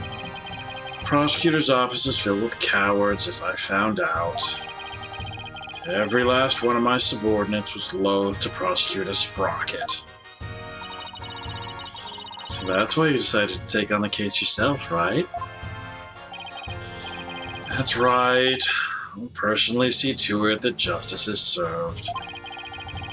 I always prosecute to the utmost of my abilities, regardless of who I'm up against. For that is a part of my creed. Creed? Nothing and no one can sway me from that. Not even the almighty Sprockets. Spacely Sprocket. Right. If they think they can use their influence to bend the truth, they have another thing coming. You know, I almost feel sorry for them. They were only trying to protect their interests. But all they got instead was you. Hatchie, come on, man. How can you prosecute my poor sweet Ellie? What kind of heartless jerk are you? I'm simply doing my job. Warning, you're right. Don't hold back. Not for you or anyone else. Thanks for the warning, your righteousness. Edgeworth. So, how's it going, Mr. Chief Prosecutor? Busy as always, I presume? Of course, like somebody who has too few clients, too much time on his hands. Ha! Guess that explains why your brow is more furrowed than the last time I saw you. Just to point out, this is a lie. There are no furrows in this brow. Not one. He's smooth as the day he was born. Probably even more so. Because newborns probably do a lot of squinching up and crying. I don't know. Maybe you should learn to relax a little, Edgeworth. Nice try, right? As always, no intention of showing anyone any mercy, including you. As inflexible as ever, I see. Besides, I think I've mellowed out a bit with age. So if anything, those furrows should have smoothed out a little as well. Sadly, as age comes to us, the furrows do not smooth out. Also, I know this is the world of Phoenix, right? But I'm so desperately old compared to these youngsters.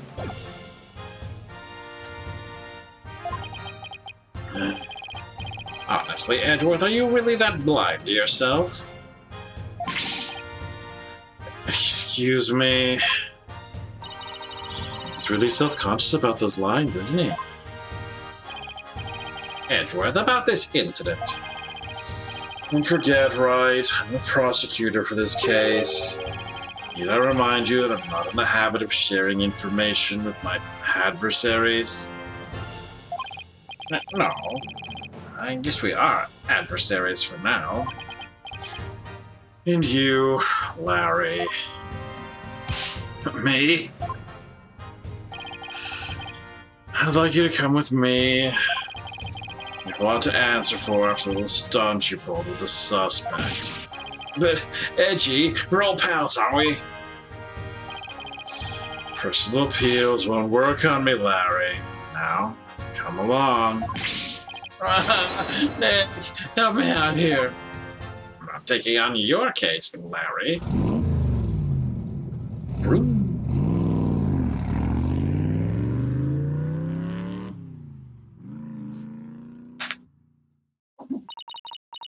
Is it just me? Or is Mr. Edgeworth as relentless as ever? Yeah, I guess some things never change. So much for mellowing out. Well, Nick, we'd better hop to it too. Hop to what? Investigating the crime scene, of course. What else? It's been a long time since you and I teamed up like this. This is gonna be fun. Well, fun, huh? It has been a long time, though, since we were last together like this. All right, to the crime scene, then. Yeah, and away we go. Okay, we're in the shenanigans. We're just gonna go into the reception hall, I guess. So terrible.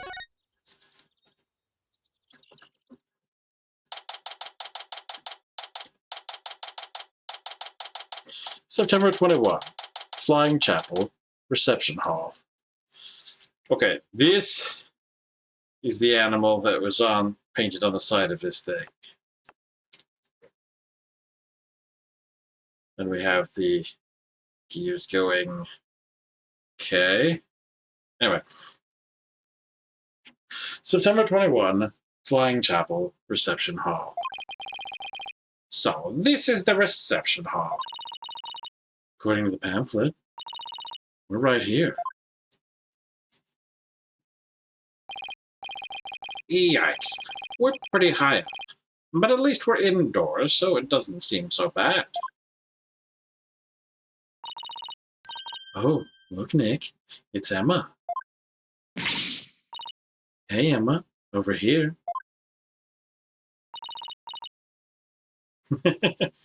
Mr. Wright, Maya, does this mean you've taken the case? Yeah, that's how things kind of turned out.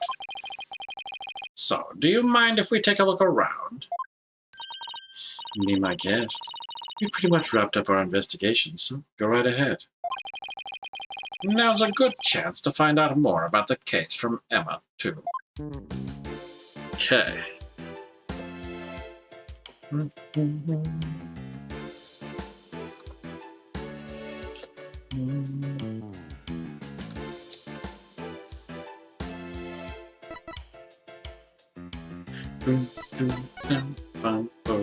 Okay, what happened?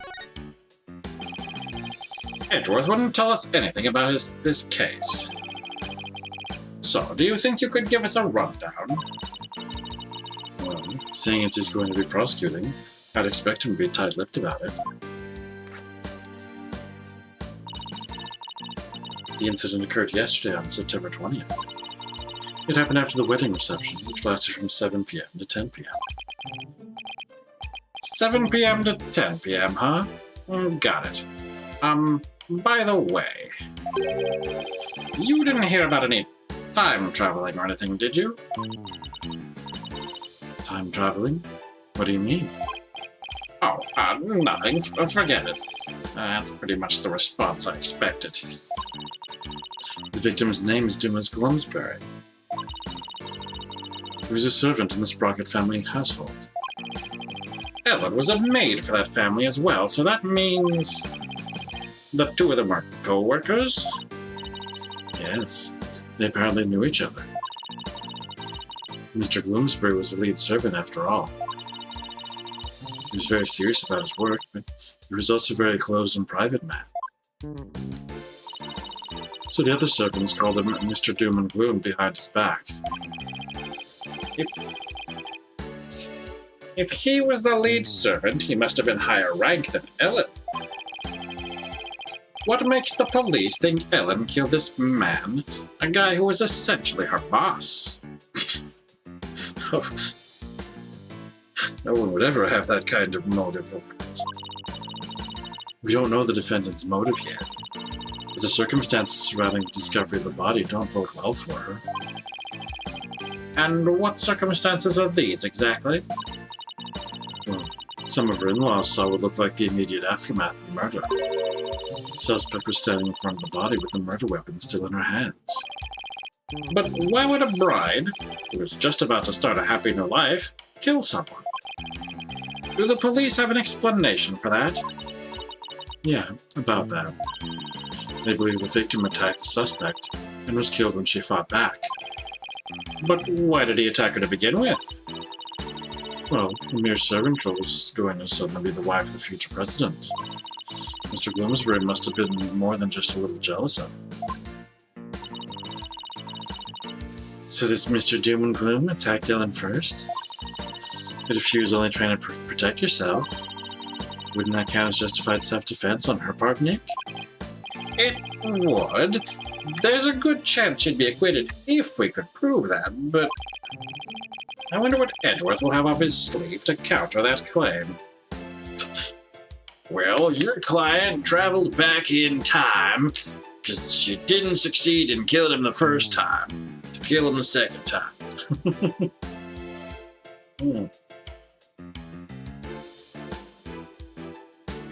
Hank. Doot, doot, doot, doot, doot. Doot, doot, doot, doot, doot. Doot, doot, doot, doot, doot. Okay. I wonder what Edgeworth will have up his sleeve to counter that claim. Wow. Servant girl marrying the future president of such a huge company? Sounds like a modern-day fairy tale. I was just about to say that. It's like the modern equivalent of a servant girl, you know, falling for the prince.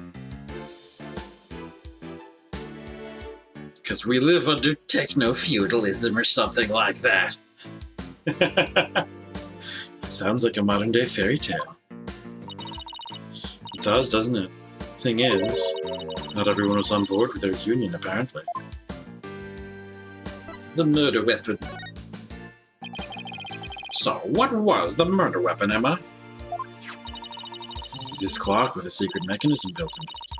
It was on display here in the reception hall. It's truly a secret if everyone knows about it.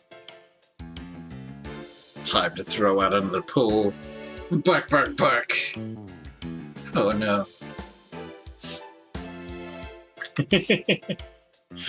Alright, continue with this game. Or swap back or forth. Now I've got 2 minutes to make a choice. This clock with a secret mechanism built into it. It was on display here in the reception hall. The suspect was holding it when the murder was discovered. So the victim was clubbed to death with this, huh? But that's funny. There's no blood on it as far as I can tell. Maybe it was wiped off in an attempt to tamper with the evidence? There was definitely a luminol reaction. It matches up with the shape of the injury, so it's gotta be the murder weapon. What a funny looking clock.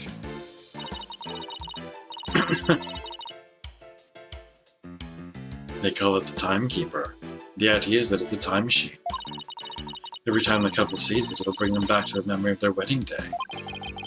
A time machine, huh? Come to think of it. Ellen said her pendant was part of a time machine.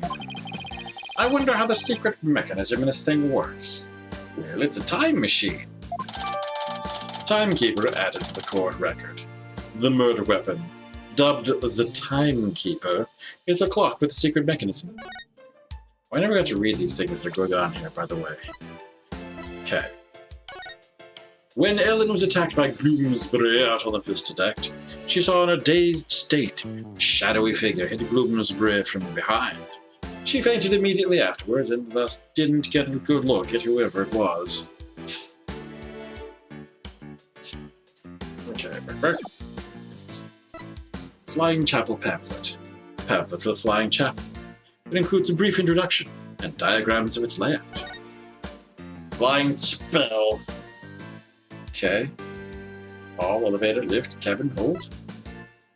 Vista deck, peg a cow and peg a bull. Okay, if they're gonna make things up like that, then I don't feel as bad about not being able to identify it. Also, what in the heck? Would you rather peg a cow or peg a bull? Kids these days. Right. Love is always in the air, the Flying Chapel. The only wedding venue sure to make your dreams take flight. After the ceremony out on this Vista deck, Sprocket Aviation's majestic Pegamoo mascots will light up the happy couple from both sides of the sweetheart table.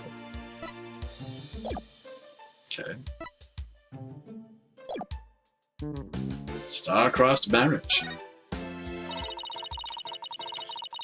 The suspect never had any family or relatives to depend on, so she was working as a live-in maid for the Sprocket family to support herself.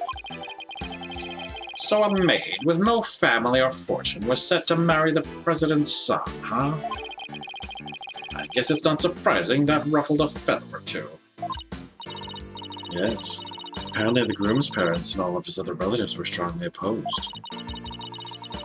That didn't stop the young couple from deciding to go ahead with their wedding.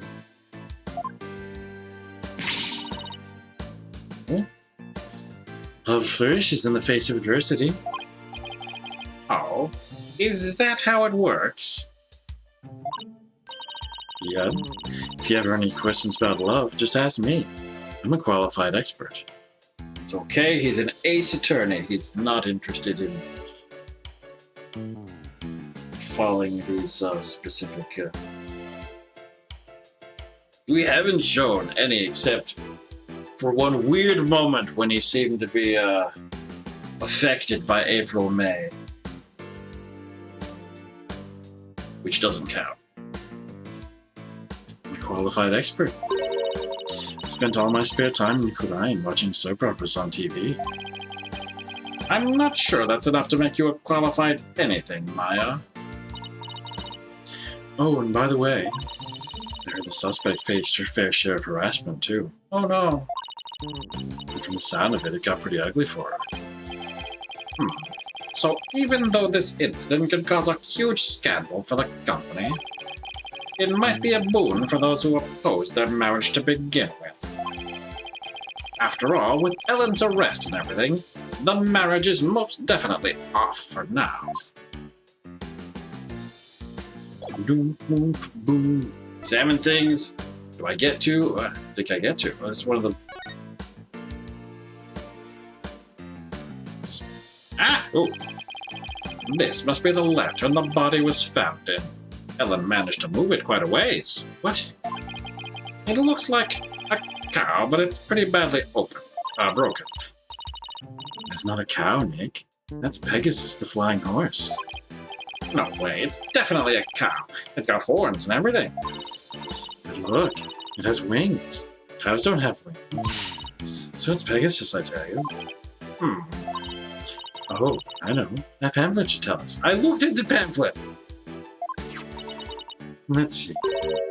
Apparently it's called a Pegamoo. I did not see that coming. Somehow, the name really captures the essence of what this creature is, you know? Huh, that's strange. Well, what is? Well, this Pegamoo is definitely a male Pegabull, right? Yeah, I'd say so, what with the horns and all. Okay, well... that Pegamoo over there is also a Pegabull. We take a look at the pamphlet. See? The one on the right says Pegabull, but the other one says Pegacow. A female Pegamoo. Right. The pamphlet goes on to say how they have Pegamoos for the happy couple. Oh. So for Ellen's ceremony, there should have been a male and female pair of Pegamoos. But it's good that they have 2 Pegabulls in case of gay marriages. But for some reason, there are 2 males here. Maybe somebody made a mistake when they were setting up the room? It's hard to believe a fancy place like this would make that kind of blunder, though. Broken Lantern added to the court record. The Pegabull Lantern. It's so Pegable. In which the victim's body was found. In any case, we better check this thing out. These spare gears to either side, actually. Or not gears, but wheels, Did this come from the lantern? Ick. It's covered in blood. Maybe it got on there when the killer was putting the body in the lantern. Can you imagine going to open a door and finding the knob covered with blood? That'd be bloody awful, to say the least. No.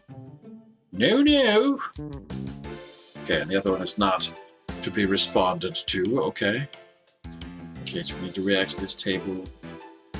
Okay, tell me about, I guess, chalk outline. So, this is where the body was found. And the first person to find it was Ellen. Emma, what can you tell me about the condition of the body when it was found? Let's see. The victim was apparently hit on the back of the head.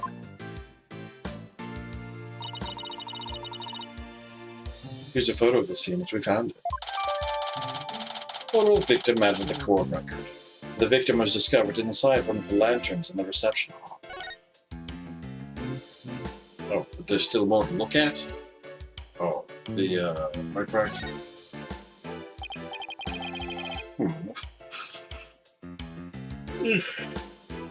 What do you think this is, Maya?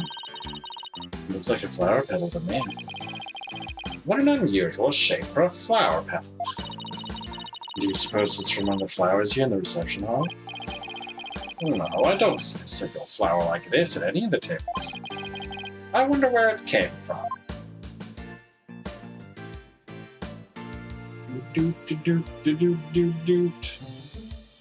Okay, note. Hey, what's this? I know I can see it later, but I want to see it now! Grab Ellen when convenient, then send her off from the Vista deck. Wait, where is it smudged out?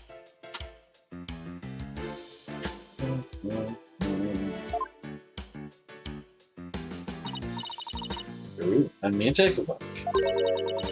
Grab Ellen when convenient and send her off from the Vista deck?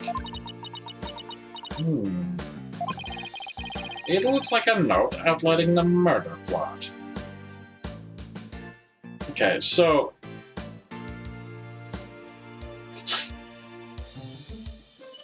This is hardly a detailed plot. Why would you need to write this down?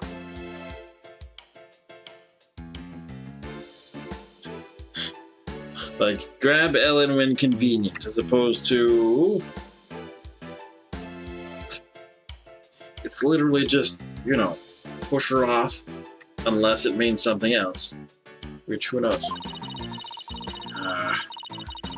Whoever wrote it has better handwriting than me, but it looks like they wrote it in a rush. And why do you say that? Because the writing is only smudged starting from the middle of each line. That happens when the right-handed person with a slight hook writes in a hurry. I do it sometimes myself when I'm not paying attention to where my hand is on the page. I guess I'll take your word on that, Miss Bad Handwriting Expert. Hey, even I don't smudge my handwriting this badly. Alright. Let's get back to the note. That note was apparently written by the victim. But why would he feel the need to write instructions to himself like this? Are you sure the victim wrote it? I sometimes write a note to myself before I go shopping. That's shopping. You do shopping over and over again, so it's very hard to remember. Not very, very hard, obviously, people can do it. But it gives people a proneness to forget whether they need to think this week, or if they were thinking it last week, or if they, you know, shenanigans.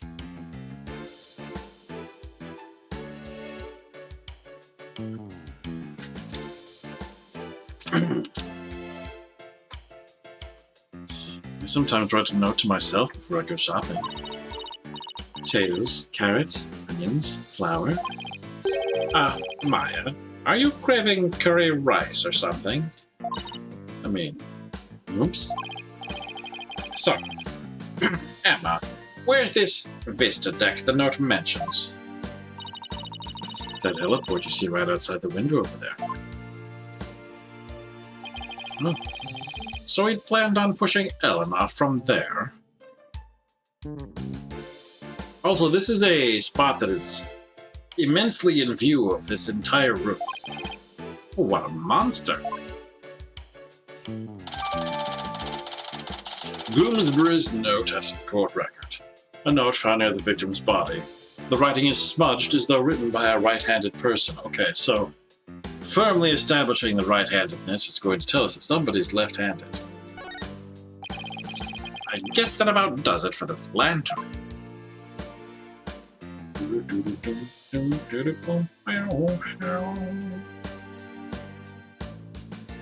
The other one. Oh, wow, look at the horns on this flying bovine. He must be a bull. It seems he made it through the ceremony in one piece. But look at those wheels. I bet he can be rolled around rather easily, too. Yeah, I bet it will be quite a hassle if you had to lift and carry him everywhere. And this is what the backside looks like. Because I know you all wanted to look under his tail. It's out by the bottom of his tail. The wheel handle. Oh, I get it. This way they can get inside to change the light bulbs. See, they left the wheel handle on the inside unpainted. I guess they figured nobody will see it, so why bother? It makes sense to cut costs where you can. It is the one with blood on it was, yeah, sorry. Oh, good heck. My fidget object just smacked me in the face and apparently knocked my glasses right off. It makes sense to cut costs where you can. But yeah, the bloody one was the inside one, and the other one, the one that wasn't bloody, was painted like the outside. If I recall correctly. Well, overall, I can't say I see anything strange about this thing. Okay. Just zooming in on this part of the room. Flaws. Tell me about the flaws. This is the sweetheart table where the bride and groom sit. Ooh, where they gorge themselves on the wedding feast, you mean? I'd be too nervous to eat in front of a bunch of guests like this, though. They say that newlyweds are usually really busy during the reception, you know. They have to greet and talk with all the guests that came to give their blessings. They don't actually get all that much time to enjoy their dinner. Aw, I wouldn't be able to stand that. I can't imagine having a huge feast right in front of me and not being able to eat it. They say brides tend to have an especially hard time because of their wedding dresses. With those tight corsets squeezing their waist, they can barely eat a bite. Ah! Really? Sounds like wedding receptions are absolute torture. I guess food still wins out over romance in Maya's book.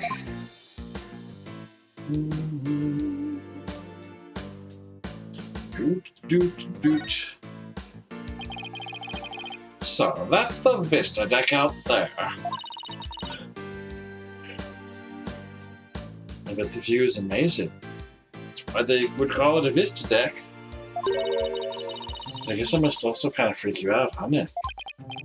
Yeah, kind of. Mostly because there's no surviving a fall from way up here.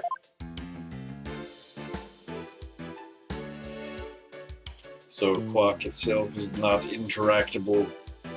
Okay.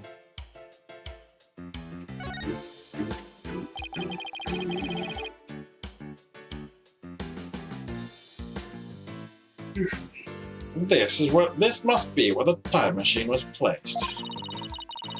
I can't believe it's such a beautiful memento was used for murder. It's just awful. Nick, we have to prove Ellen's innocence no matter what it takes. I agree. We can't let this go down as the saddest flying wedding reception in history. Even though we're probably gonna lock up the group, not the group. I mean, possibly the groom. Many people are getting locked up for the various reasons. I think that about does it for this area.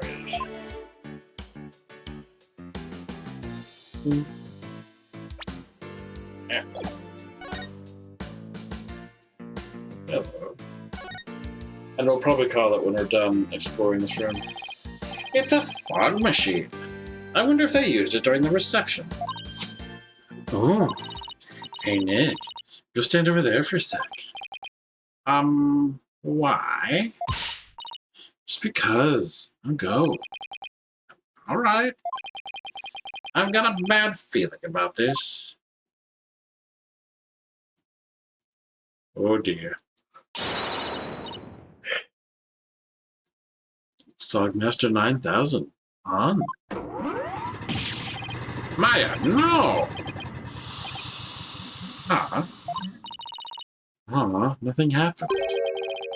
Looks like it won't work without some dry ice. Darn it. All I wanted to do was surround you in a thick cloud of smoke. Fog machine added to the court record. A device that utilizes dry ice to emit a large amount of thick, fog-like vapor.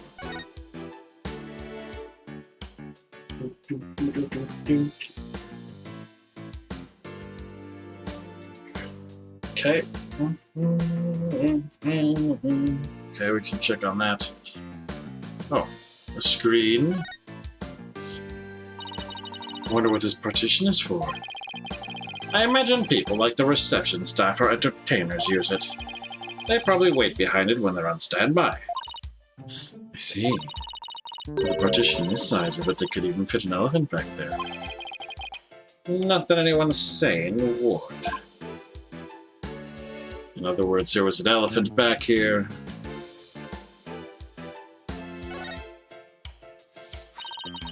Look at that huge set of doors. I've got all sorts of things come and go through there. Like an elephant. I'm pretty sure it's just a barred group. This is a banquet hall, not a circus. Chorus. Oh, Musky.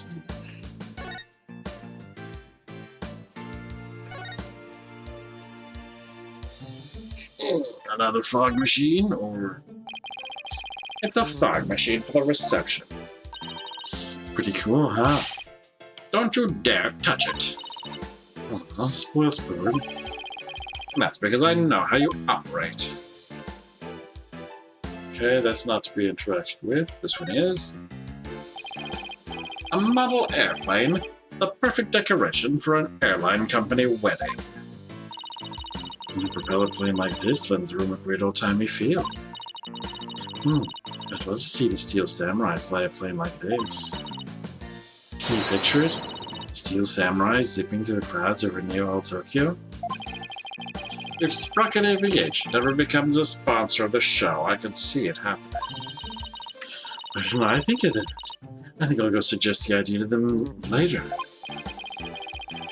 Please, at least wait until after the trial is over. Okay, another screen. That's one big partition screen. Industrial sizing.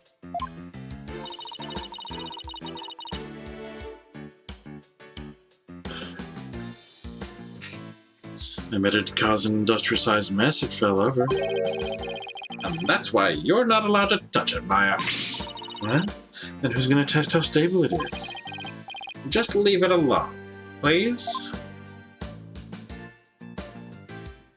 Why?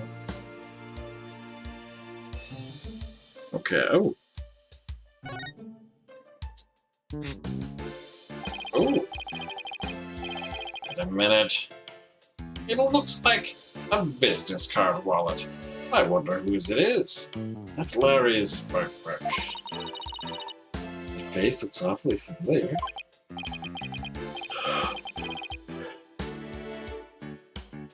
Yes it does.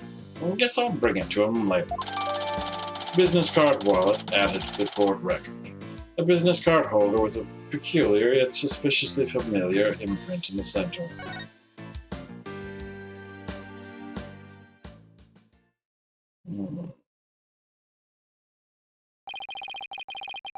Well, I guess that just about does it for the crime scene. Hey, Nick. I want to see the rest of the airship. We might as well, since we're here. Sure, we might even run into some of the other people involved in the case. Oh. Question mark. Alright, that's our cue to hold off for next time. Because if I try to go much longer, conk.